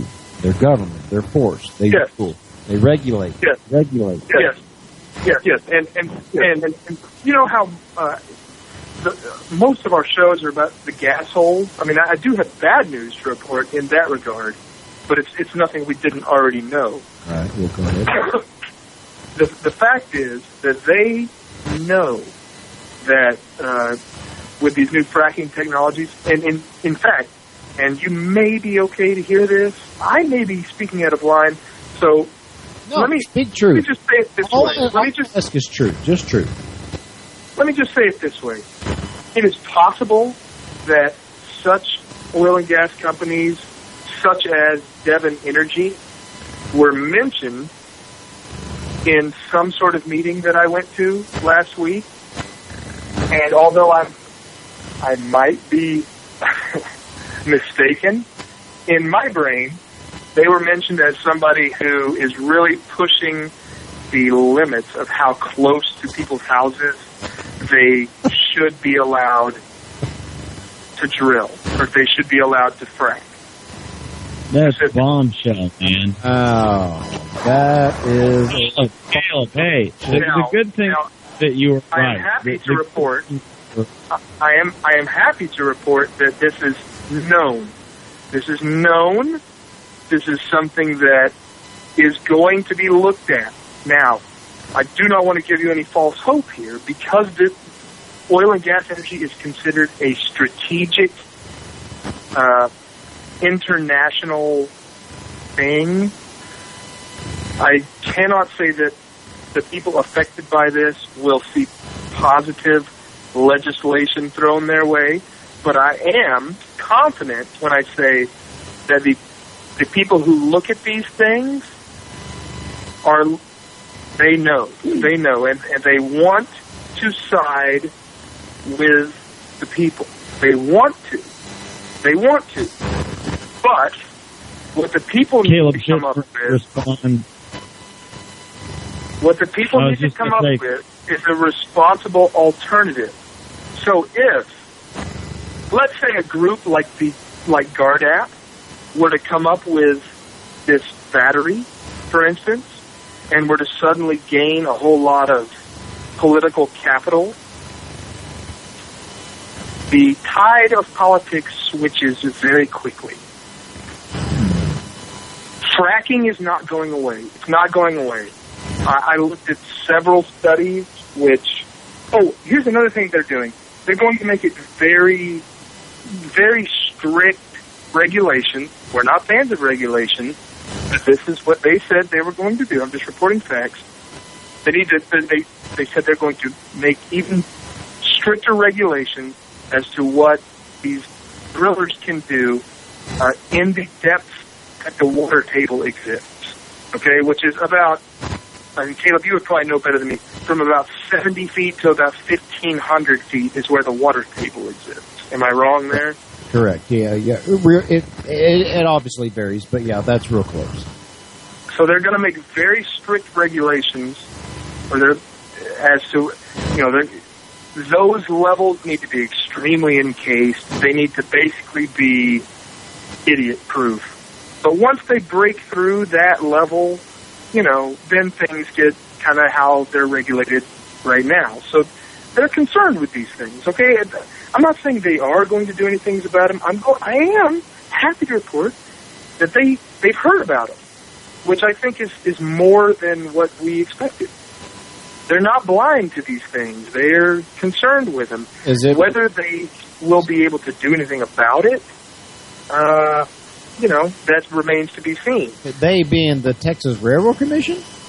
The Railroad Commission in particular. Absolutely. They're the ones who regulate oil and gas. Well, but you just got through saying they're the most powerful entity, one of the most. They're in the world. Top 10 in the world. In the world. Absolutely. Well, absolutely. So whatever regulations they lay down. So have the fractivists, that's what we collect, we like to call ourselves, have the fractivists, have we gotten their attention? Yes. Are they? Yes, very much so. In a very big way. In a very, very big way. Well, it would be really nice to hear from them. It would be really nice to see some action. And I know this is... Well, the good thing is that you've done your job and you've done the right thing, but I wouldn't expect your job back anytime soon, which is the fucked up part about it. You know what I mean? Yeah, absolutely. Let me tell you, here's the caveat. They want to do these things, especially Christy Craddock. However, she's only been in that position for a month. So, and you guys understand the concept of political capital, right? It's just like a bank account. The more political capital you own, the more you're able to get things done. So, most of what I'm saying, I don't want to put words in her mouth, may or may not have come from my meeting with one of the commissioners. Okay? In order to get regulation things done, the citizens, by the way, I'm not talking about morality here, I'm talking about politics. Right. We have to help our representatives gain political capital. All right? And to me, and there are people on that railroad commission who want to get rid of these problems of surface rights versus mineral rights, who want to get rid of these problems of eminent domain. Really? And the only way they see through it is through innovation. And that's why this battery idea is a big idea, because you create this battery, guess what? It becomes obsolete. Is these fucking pipelines. Nobody likes these pipelines. They're way too political. All right? You're either on one side or the other, and there's too much gray area. They would much rather see the free market come up with a solution to this political problem, and the solution is an efficient battery. They would much rather see a solution come up with this problem of surface rights owners who don't want to allow you to drill on their land. It would be a much more efficient way to horizontal drill. All right? They want to see these things happen, but they can't make it happen. How do they do that when they got people like Caleb getting fired over this shit? You know what I'm saying? You're making people broke as fuck. The free market is fucked at this point because there's some fucking regulations. Hang on, Trip. It is fucked. In all fairness, it is fucked. I did not get fired. Well, you know what I mean, though. I mean, I don't know the whole situation, of course, but you know what I'm saying. Like, you got weighed down on because of what Ben's basically saying. You were right the whole damn time, and the owners don't want this. And from what it sounds like, what Ben's saying is that some of the leaders in this fight don't want either. but you're getting weighed down on, and it's like, it's That's great. okay. I'm for the free market, but this is not happening with people with government regulation weighing down on every level. Well, I'm okay with that, Trip. I really, really am. That's part of what activists, tend to. That we've got to realize that we suffer on purpose for the benefit of others in the future, and I'm okay with that. Now, whether or not I had anything... I'm not shitting on either of y'all. I'm not shitting on either of y'all, but it pisses me off. Oh, I know. It is very much appreciated, and I'm certainly not claiming to be the only person. There's been people who've been fractivists for many more longer years than I have, but it's nice to know that we're getting their attention, and like, it's not like as an activist, I'm out here being, perceived as a prick. I'm not out here being a prick just to be a prick. I'm out here defending other people. General concern. Who are just maybe not able or not willing to defend themselves for whatever reason that may be. But, Ben, this is some really positive news, and I'm glad you were able to report this. I certainly want to talk about this more off the air, and then if you're feeling better tomorrow, I'd definitely want to talk about it more tomorrow. But this is some great news. It's nice as an activist myself to actually hear that we're getting through, and we're just at least getting our rulers' attention. We're getting their attention, but it doesn't mean we're going to get any action. Now, this is the long-standing truth of activism, is that activism creates consciousness, right? But only political capital can get things done politically. Now, in a very real sense, actual money creates political capital faster than anything else. Okay, so and that being said, how do we go about creating political capital in a moral and just way? How do we do that? So I think we have to be more clever than the rich people. I mean, basically, that's what it comes down to. We have to be more clever than the rich people. Well, I hate to say we'll be fine. We as the people that we are, the individuals that we are, the non-aggression principle subscribers that we are, I hate to say it, but we're going to have to compromise on our principles and work with, maybe it's not even minarchism, maybe it's full, but we're going to have to work with the statists and compromise. But I hate saying that. That's painful for me to say, but you don't go from A to Z without going through B all the way through Y. It's just not going to happen. And Caleb knows that that's a big message of mine, is I don't mind compromising so long as I don't lose sight of the end result. Now let me qualify that by saying I'm not going to compromise my principles, but I will let the person I'm negotiating with know this is where I prefer to go, but I will go one step forward.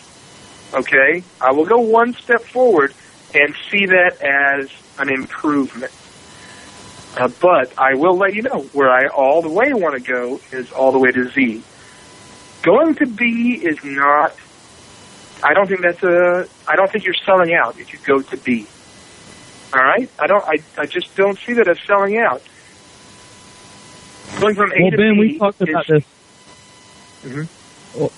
I was just going to say, Ben, we talked about this a little bit before. I don't know how long you've been listening, but towards the beginning of the show, we had talked about, basically using the system to inevitably get what we want, but we're going to have to use the stuff that's already in place to kind of move towards what we're trying to accomplish in the long run.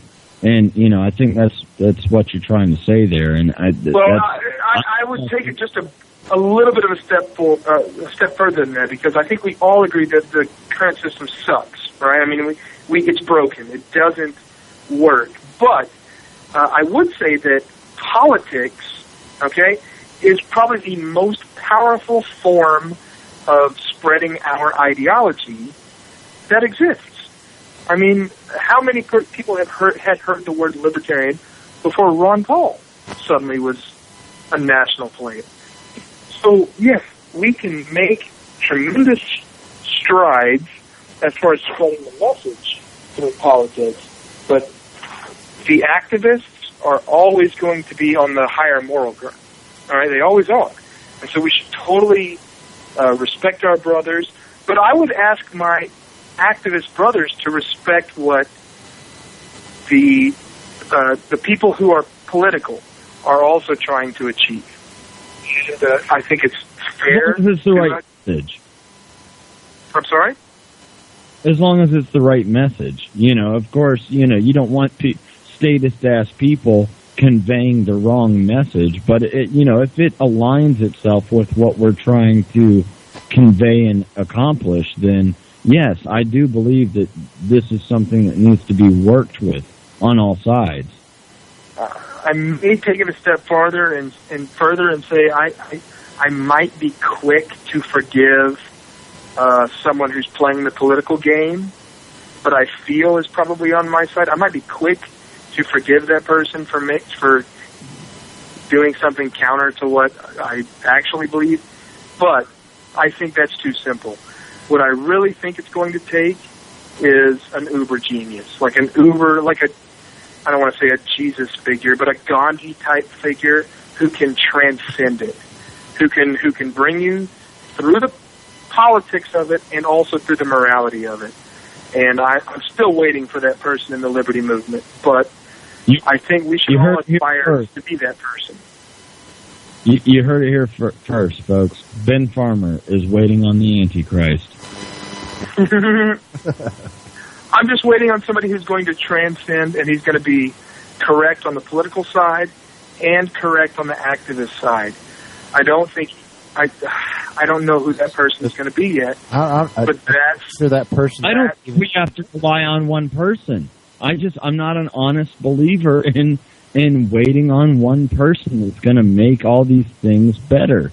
I mean, we all have to, you know, whether it's the gas holes or, you know, whatever your issue is, but we have to have a people. And once again, I hate to speak from the collective point of view, but, you know, we all have to be well-rounded enough to know and point out corruption and what's really going on. And you know, some of those are going to come in the form of activists. Some of those are going to come in the form of politicians. Some of those are going to, you know, there's many forms this is all going to take. So Ben, do you think that there is that magic blend of activist and political worker that exists that's going to be there, or are you along the lines more of what Tripp's saying? It's going to take a whole bunch of Ben Farmers, a whole bunch of Tripp Hughes, a whole bunch of Caleb Leveretts all getting together and working together, much like you and I have worked together for quite some time now. Right. So the accurate answer is it's going to take both. It's going to take both. However, I am also, besides being a political science major, I'm also a history major. And the way people have always kind of coalesced for one specific goal in the past typically is behind one leader. Now, it's an inspirational figure. By the way, there's always the inspirational guy. Like the guy who... George Washington, the Ron Paul. Or the Martin Luther Kings, you know, the regular Martin Luther, you know, without the king, that guy. Yeah. I mean, that's... So, people... Yes, it's both. It's both. Martin Luther King would have been shit without the Southern SCLC or whatever that group was. You know, yes, it takes people being leaders across the board, and then typically because we are still people and we're barely out of the jungle, folks. Let's recognize who we are. Let's be honest with ourselves. There will be one guy that all of our little splintered groups, okay, because we've seen it in the Liberty Movement. We're all a bunch of splintered groups. There's going to be one guy that probably needs to happen that we all go, We all agree with that guy. Good Let's gal. follow him. Now, I'm not saying this is moral, and I'm equally a student of history as I am of political science. Okay. And on this show, we explore. You know how dangerous that has been. I mean, Ben, you do know how dangerous that is. Just as I feel like everybody putting everybody in the Ron Paul basket, putting all their eggs in the Ron Paul basket, was equally as dangerous. Yeah, of course. Sometimes you get Hitler out of that. So I would say choose your leaders well, folks. But I believe in you, Trip. You're not going to choose a Hitler. I believe in you, Caleb. You're not going to choose a Hitler. You guys would choose a Martin Luther King over a Hitler. And that's how I feel about this liberty movement. We're not going to get I choose an Adam Kokesh because I relate more to him. He's more of in-your-face activist. Well, and you know me, I love Adam Kokesh. I have a personal relationship with Adam Kokesh. I think his best arm wrestling. You lost to him in arm. I whipped that. As far as the history record. I'm still waiting for the Adam versus the Ben Volume 2. The Volume 2? Well, you know, Trip, that he offered me the job to run his business. Right, yeah. I mean, I didn't hear anything further than that, but, I mean, I don't know. You got anything extra that nobody else knows about? I certainly don't. I think Kokesh is phenomenal, and I would follow him into the breach, as it were. I totally would. But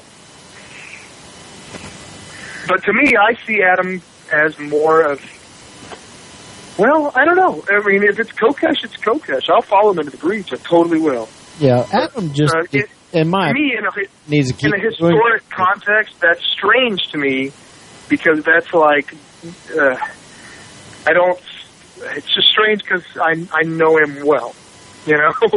So it's weird for me to look at him as the Martin Luther King of our time. So maybe that's just something I need to deal with. Yeah, I would follow him into the breach, though, totally. No. He's not the Martin Luther King. There's no way. I don't think he would even be comfortable someone calling him that out of respect for Dr. King. Adam does what Adam does because that's what Adam does. That's just what he does. He pisses people off. He aggravates people. He makes people think. And regardless of his critics, he's growing and growing. It may be a slow pace, but he is growing. He's not losing fans. I watch his fan count both on YouTube and Facebook. He's steadily growing, and I admire the guy. I mean, he was doing all of his shows in his wife beater. Now he's wearing a suit. He's bringing on more guests. He's expanding. Okay, if I were to, as a history buff, start putting folks into those positions, I would go ahead and call Kokesh the Malcolm X of our time. But I would still put Stefan Molyneux as the Martin Luther King Jr. in our movement. And, right. If we're going to, hang on. Yeah, go ahead. Did you just say you would call him the Martin Luther King and the Malcolm X at the same time? No. I said if I were forced to, as a history buff, I would say Kokesh was our Malcolm X. He's more militant. He's more aggressive. He is aggressive. Very much. Yes, he is more aggressive. Absolutely, he is. Hang on. Aggressive as in just in their face with the camera. He's not exactly aggressive. He's not calling for violent revolution. No, but neither was Malcolm X. But Kokesh has walked on that line from time to time, and I think any long-term listener of Kokesh has had that moment when you go, is he saying we should get violent?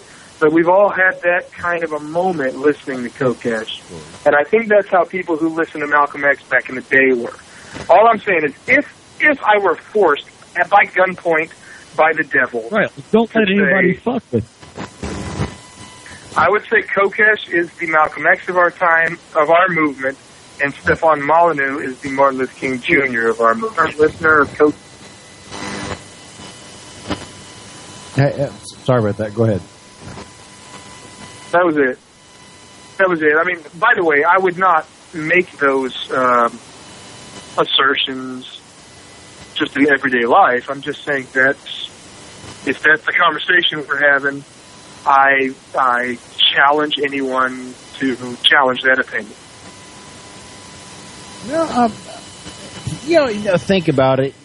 Adam's obviously the more ornery person. He's more of the Malcolm X. He's ornery. He's in your face.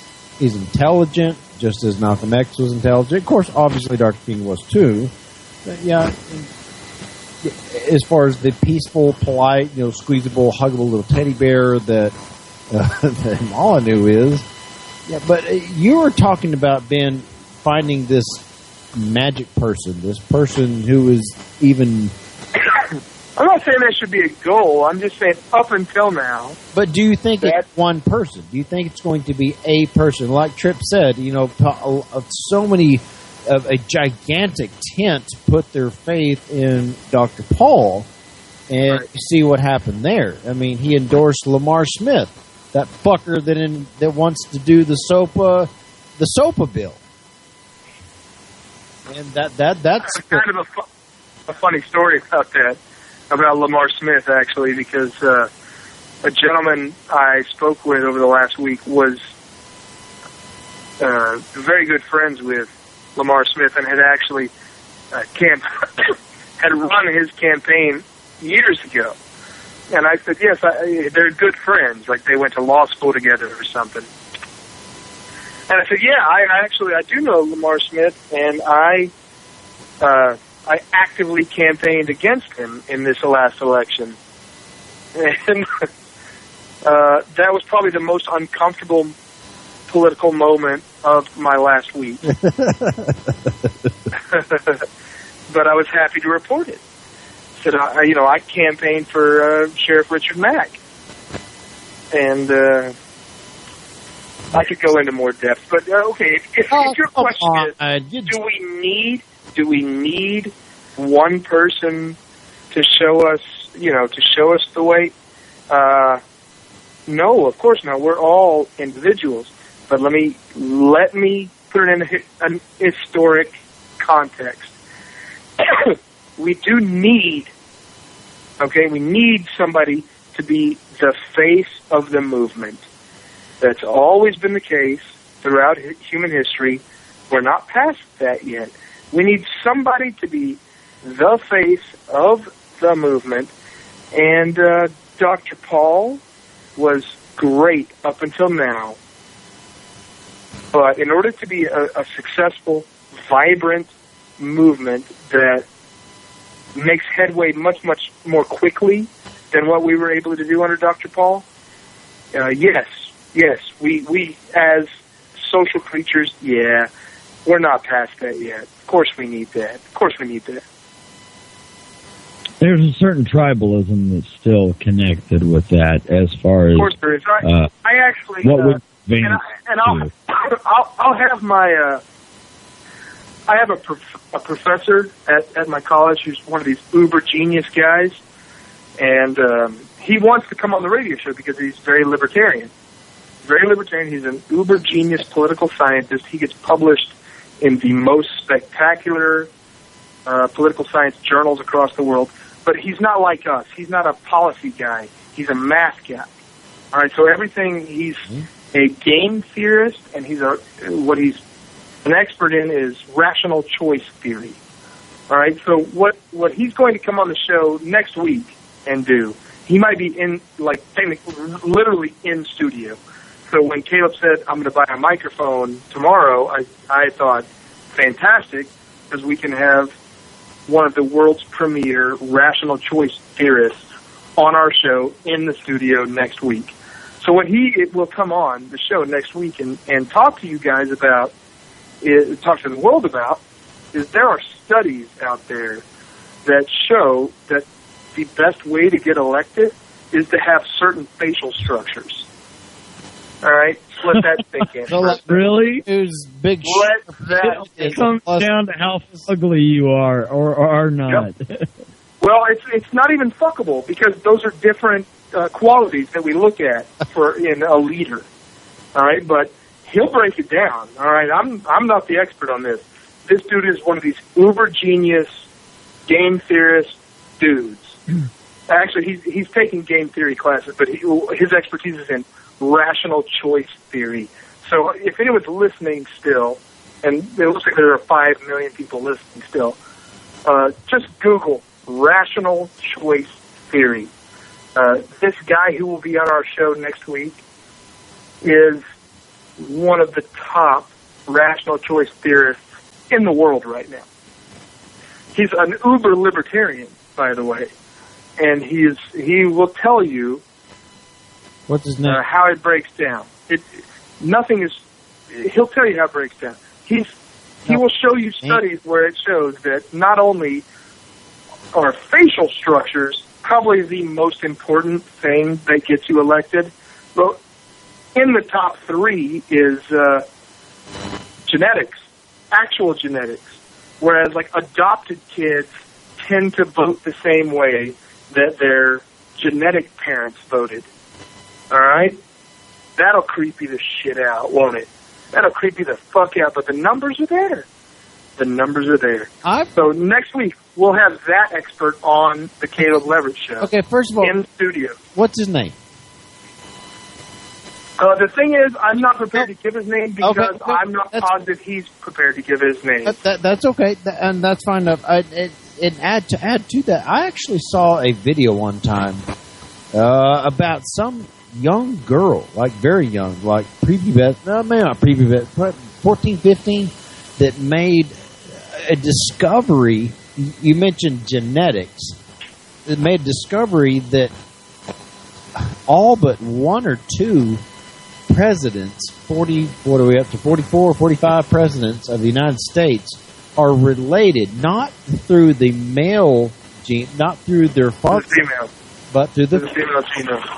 I think maybe Andrew Jackson, one of the guys, maybe it was him that had impeachment charges brought against him, was him and one other are the only people that were not related genetically via their mother. Everybody else, including Barack Obama, George Bush, Bill Clinton, somewhere genetically down the line, they were all related. And that is really fascinating to me. Well, the expert we will have on the show next week, because I went to Austin with him, and he drove the car. He's one of my professors. And all he talked about for about 4 solid hours was things that he wanted to talk about on our radio show. I mean, it was literally all the way up to Austin. All he was talking about was, listen, I could talk about this, and I could talk about this, and oh my God, I'd love to talk about this on your show. So he will be on the show next week. If we own 3 microphones, he will be in studio. He will not be a call-in guest. He will be our first in-studio guest. And he's consider done, Ben. I'll go get the microphone, and we'll call him Dr. X if we have to. And we'll just... Well, I get the sense from him, whereas my financial guy wanted to have a pseudonym. You know, I told you I have a guy who works for one of the major investment banks, and he leaks me stories from time to time. Right, I know. He wants to remain secret, and so far, I have not been able to get him on the show, even with a pseudonym. I have the feeling that this particular PhD would not have a problem with giving his own name, but I just don't want to reveal it.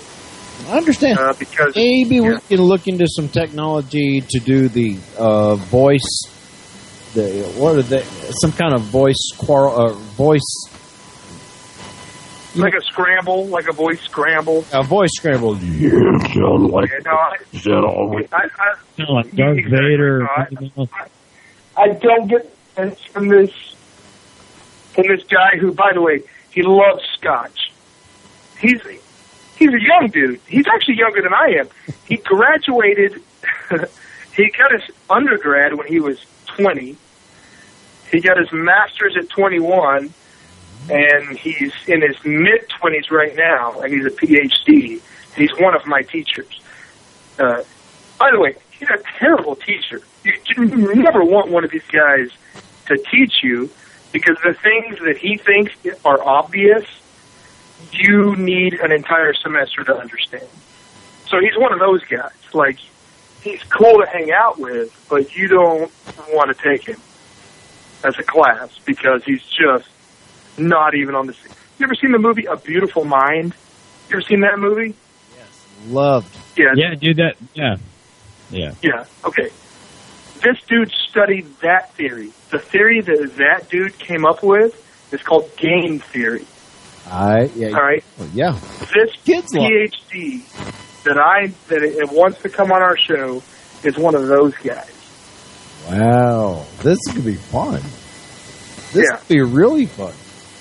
Oh, it's going to be incredible. It's going to be incredible. I'm ready to have Dr. X on the show. This is exciting.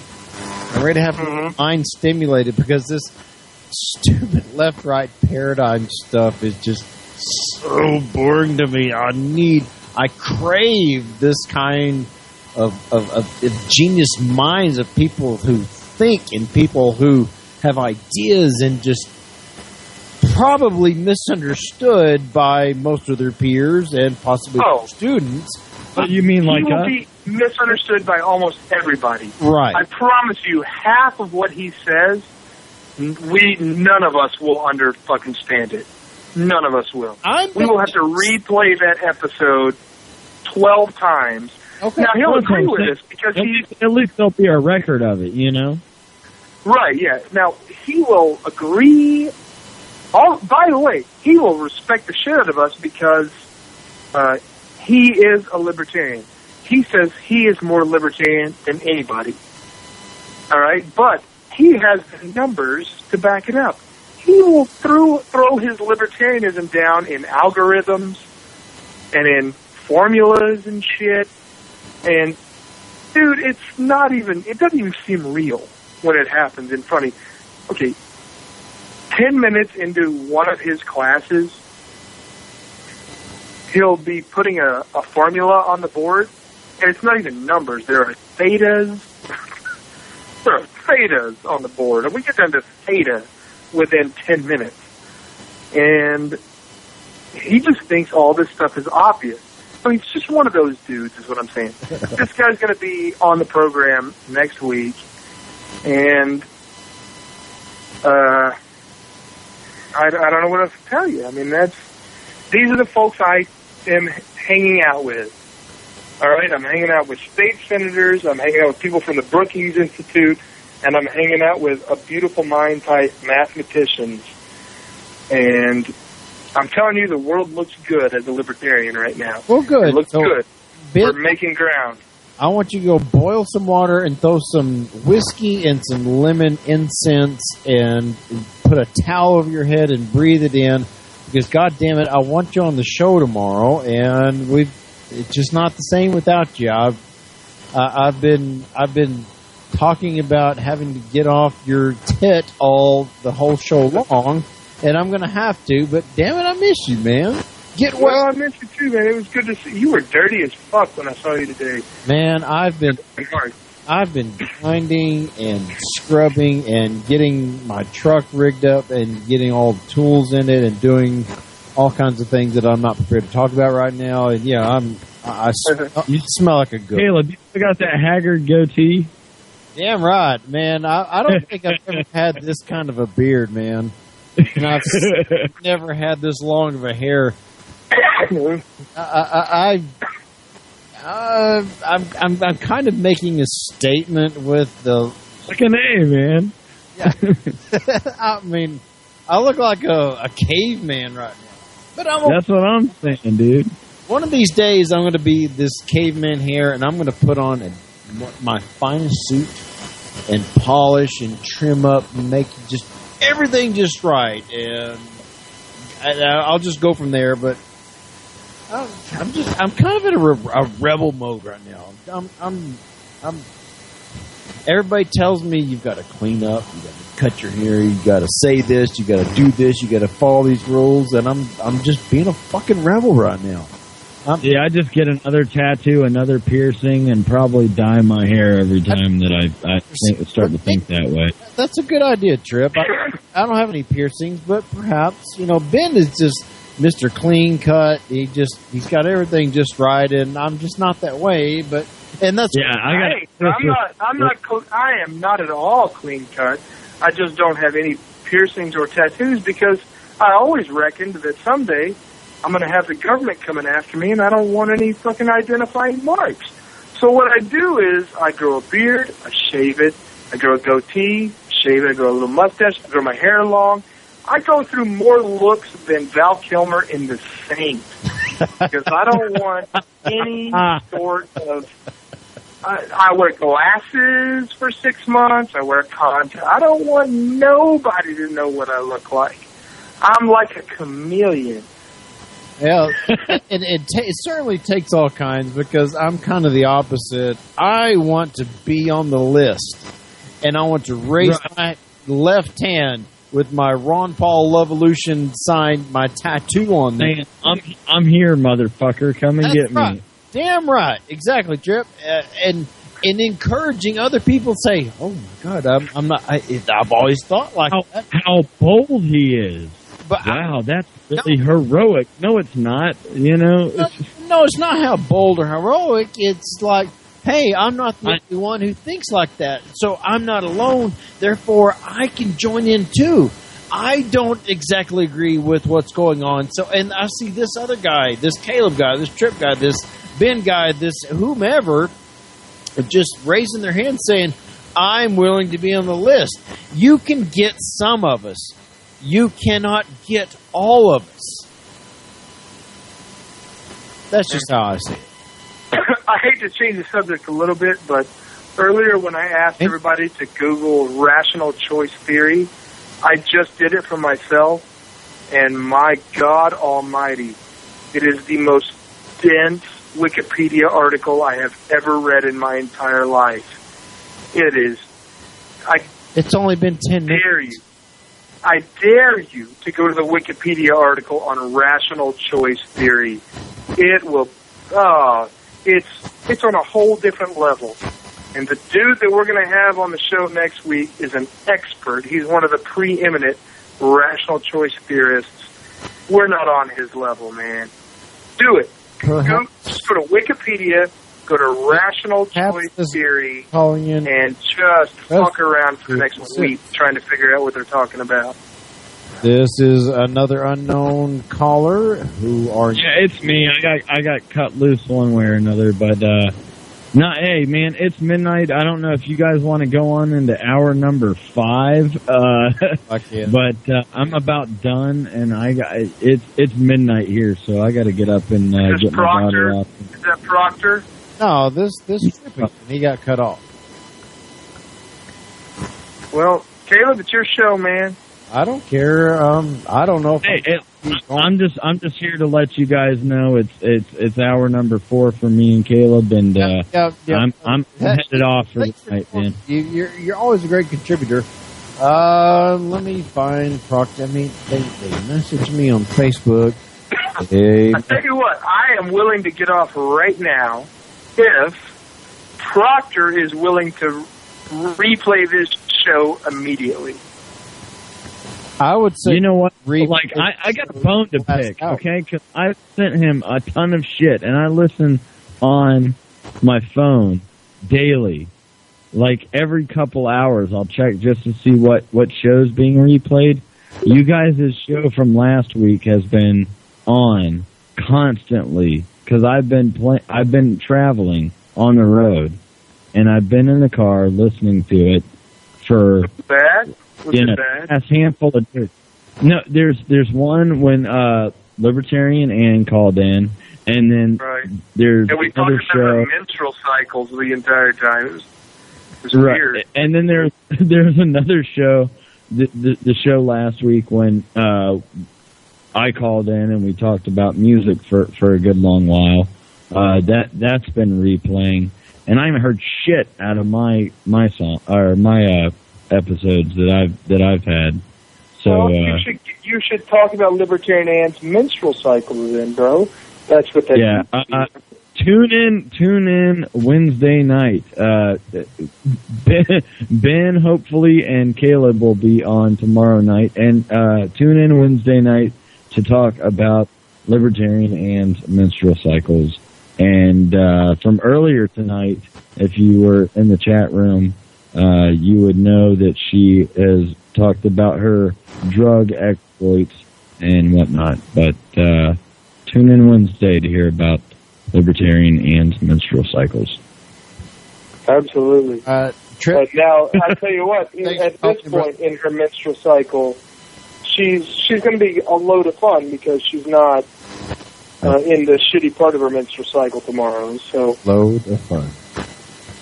Oh, Ben has a calendar dating and or Brooke, depending on how well you know her menstrual cycles, because he obviously knows when she is ovulating and whatnot. Hopefully I catch her in ovulation. Austin this weekend. He went to Dallas, apparently.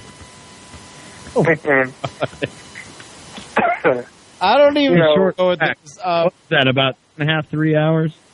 Okay, Proctor's telling us we can go on if we want to. Holy shit, you know what I haven't talked about?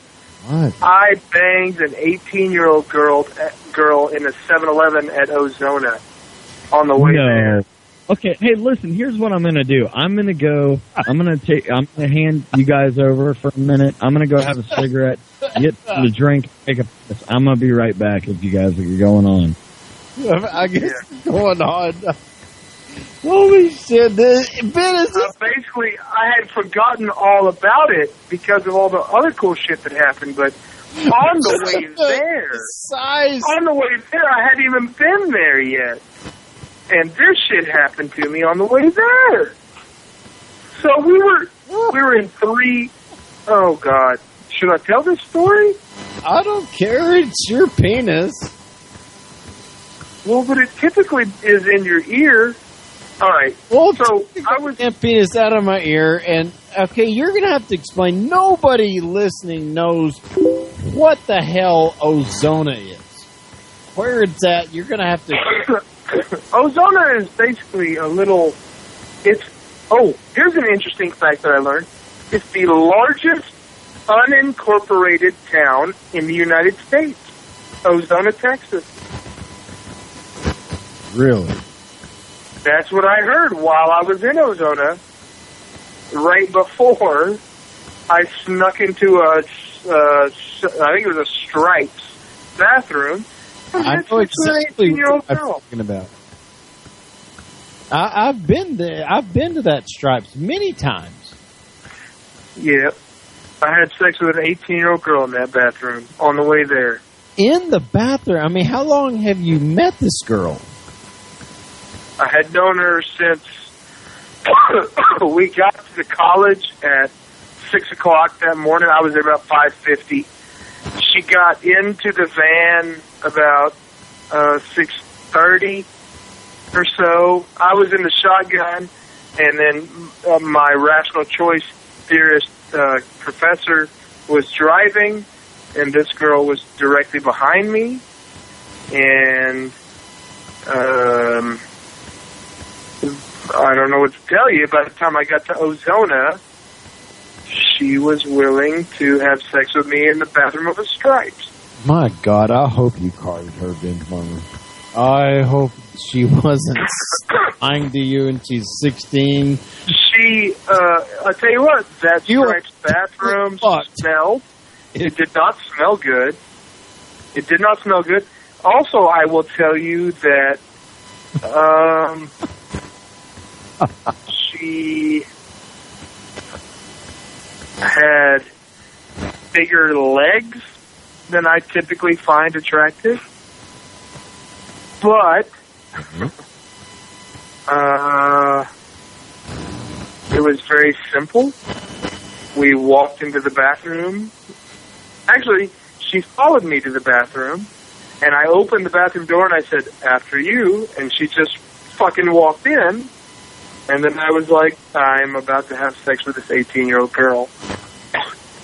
And that's exactly what happened, we did it doggy style, I guess. Basically, doggy style was she had her right knee up on the what is it? The top part of the toilet. Lid? Not the lid. No, the top, like the. Oh, the tank. Yeah, she had her right leg on the tank of the toilet. Did you have observers? I'm sorry? Did you have an audience? Did people come watch? No. There was nobody else in there. Were you confident nobody else would walk in? Was there a lock on there, or I had locked the main bathroom door. Yes. Okay. So we were confident nobody would walk in, but there is, as I am happy to report, a lot of pressure in that if you don't come within the first 5 minutes, some folks are going to start asking questions. You know, not a lot of time. There's not a lot of time to get it done. So I can't say that she enjoyed herself, to be honest, because I was on the fast pace. Right. But we were banging in the Stripes bathroom of Ozona, and I had just met her about an hour and a half prior. So, man, that is a record. I've 10 farmers a spud, people. I've scored within the day, but I've never scored within the hour. That is an accomplishment. I admire it. Cool. Good for you. Now, I didn't even flirt with her. To be honest with you, I didn't even flirt with her. Yeah, I probably did. How did she even know who you were? Did she listen to the show? Did she see you at school? Did she read some of your writings? Well, I mean, something to honestly, I think it's as simple as I was sitting in shotgun, and the PhD who was driving wanted to be on my radio show, on our radio show, and you. I don't know. I think it's probably as simple as that, man. Okay, and she was in the car with you? Yes, she was sitting directly behind me. Oh, okay. Okay, whoa. Ozona, I know for a goddamn fact, is over an hour away from here. McCamey is an hour from here. 2 hours. So we stopped in Crane. Okay. No, we stopped in McCamey. We stopped first in McCamey. McCamey, Texas, for those that don't know. Right, and it's on just a little shit road, little shit town, and tiny town. I don't even think I had interacted with her at that point. Wait, hang on. Where'd you pick her up at?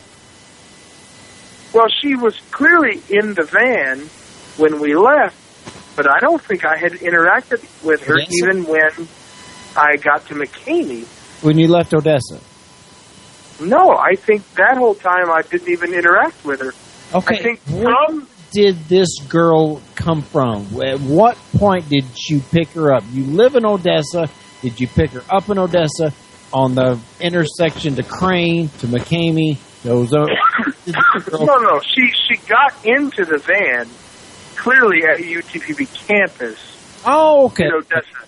Okay, so. But what I'm saying is, I think we even made a stop in McCamey, and I hadn't even noticed her at that point. Oh. It was between McCamey and Ozona that I even noticed her, and by the time we made it to the Stripes in Ozona, I was penetrating her in the bathroom. Oh, okay. Well, that makes a whole lot. So she was an attendee at this event. Okay, well, wow. I guess there was some interesting conversation for the following 2.5-3 hours to get to Austin. So. No, I was sitting shotgun. I was talking to my professor. I didn't talk to her. Well, but everybody knows you take a little too long in the bathroom, and you get the little hoodwink, little guys, and everybody knows how many people are in this van. Okay, there was me and then 27 and 2 carnies. 5, 6, 7, 8. About 10 folks in each van. Something like that. Oh, okay. So this was a big deal. How many vans? You said each van? 3. So roughly 30 people attended this thing. Less than that, because one of the vans only had 4 people in it. Okay, 20 something. Yeah. And this 8 chick.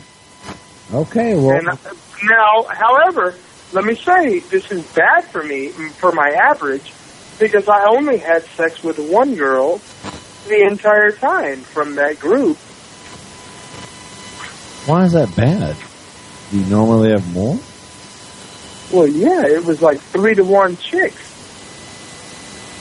For a political convention? Bullshit. No, it was like 3-to-1 chicks, man, on this trip. And here's what's weird. I only banged on the way there. I don't think that I banged the entire rest of the time. What do you mean you don't think? It was just last week. It's not even a week ago. Well, I didn't bang any chicks on the way back. And I also didn't bang any chicks while I was there. This was the only chick I banged. And it was just within an hour of me knowing her. We banged in the Stripes. So okay, you set a record on knowing somebody, meeting someone, and penetrating them, and set another on a road trip with a 3-to-1 ratio, and didn't bang anybody else. That's like how many records did you break for yourself on this trip? I don't know anything about records, man. I don't know about records. Ben Farmer got sex appeal. I had sex with an 18-year-old girl at the Stripes in Ozona. That's all I know. But no, I didn't have sex with any other girls. Now, there was a girl that I picked up, but I didn't even make out with her. I mean, nothing happened, basically. I just laid down some game, and she sat with me. Dudes were texting me under the table going, "How did you pick up that chick? She's gorgeous." But nothing happened with that chick because she ended up being boring. Boring people are so boring. I don't know what to tell you, man. That was it, man. That was it. It was just. Well, this almost tops Cantwell's titty milk. What'd you call it? I always forget. I said that she sprayed him in the face with her titty milk like a civil rights water hose. Civil rights water hose. She did, though. She hosed him down with that shit. This not quite, but this almost tops it. Like I said, I just hope you check her. But this girl's very pretty, by the way. I mean, she's very pretty. Like, she's not typically my type, but she's. You're just saying that because you know she's going to wind up finding out that you're a radio dude and you're going to be talking about it. No. How many stories have I told to prove that that's not the case? Yeah. But no, but this girl, she's very pretty. She does have the look of her, and my fellow cocksmen will concur with this. She has that look that, like, once she pumps out a couple of puppies, she's going to be a fat, frumpy woman. You know, she's not going to be one of those women who are hot for the rest of her life. She's 18, and she's beautiful right now. You know, she's got that look to her. You know what I'm talking about. You were either very stoned, wasted, or ballsy. I don't know which one. NyQuil is what I'm down with right now. Okay. I gotta go, man. We gotta end the Caleb Leverett show.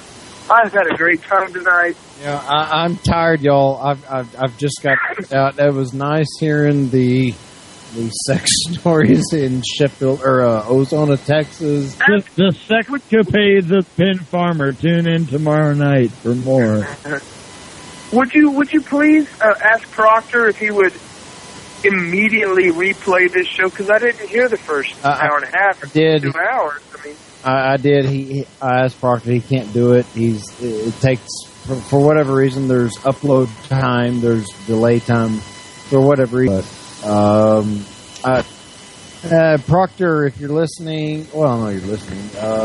About how long could you redo it for Mr. Get Laid in Ozona, Texas guy? Hang on, I'm pulling it up. Proctor. Okay, yeah, I see the little pencil. It's writing something now. So he's. I love Eric Pitts. If you've not for real, Eric Pitts, friend Eric Pitts, this brother's gone through some shit. He's like the rest of us. He's dedicated. If you're a lovely young lady, he will gladly give you the address to come get him well laid. This is a man that needs to be well laid. Not necessarily because he is sad and pathetic, just because he really deserves it. He'll get laid better if you continue his nickname as Proctor.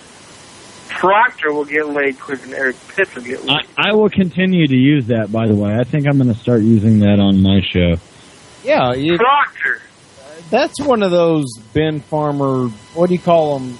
Ben Farmer things, this little cliche little things that just catch on. You just can't help but use it because it makes so much sense.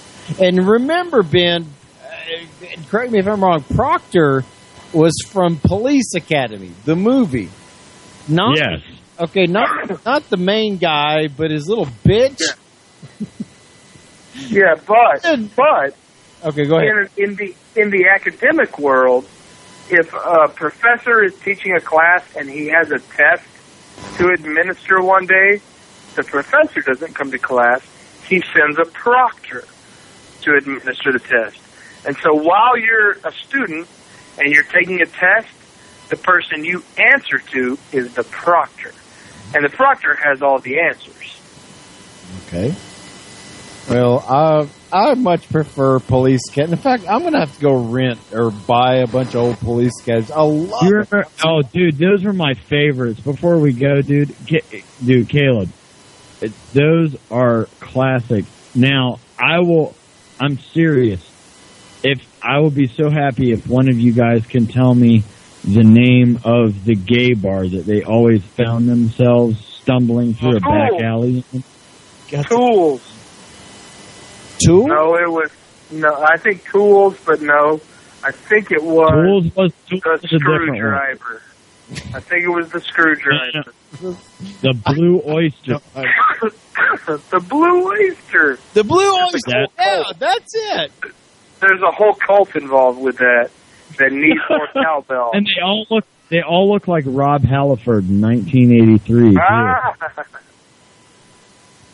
All right, I gotta go. I've super enjoyed talking to you guys. Okay. But I am on copious amounts of NyQuil at this point, and I don't even know what my maiden name is. Love you guys. Talk to y'all later. Farmer. All right, later, Ben. Out.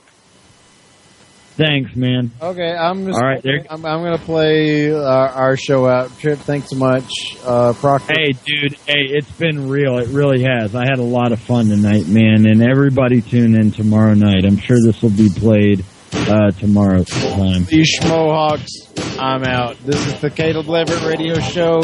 Peace, homies. The Caleb Leverett Radio program is dedicated to debunking the delusional American mythology known as statism. Initiation of force is always immoral. Always think outside the government. Always, always, always, always think outside the government. Always, always, always. Ooh, baby, I like it raw. Yeah, baby, I like it raw. Ooh, baby, I like it raw. Yeah, baby, I like it raw. Shimmy, y'all, shimmy, yeah, shimmy, yeah. Give me the mic so I can take it away. Off on the natural talk.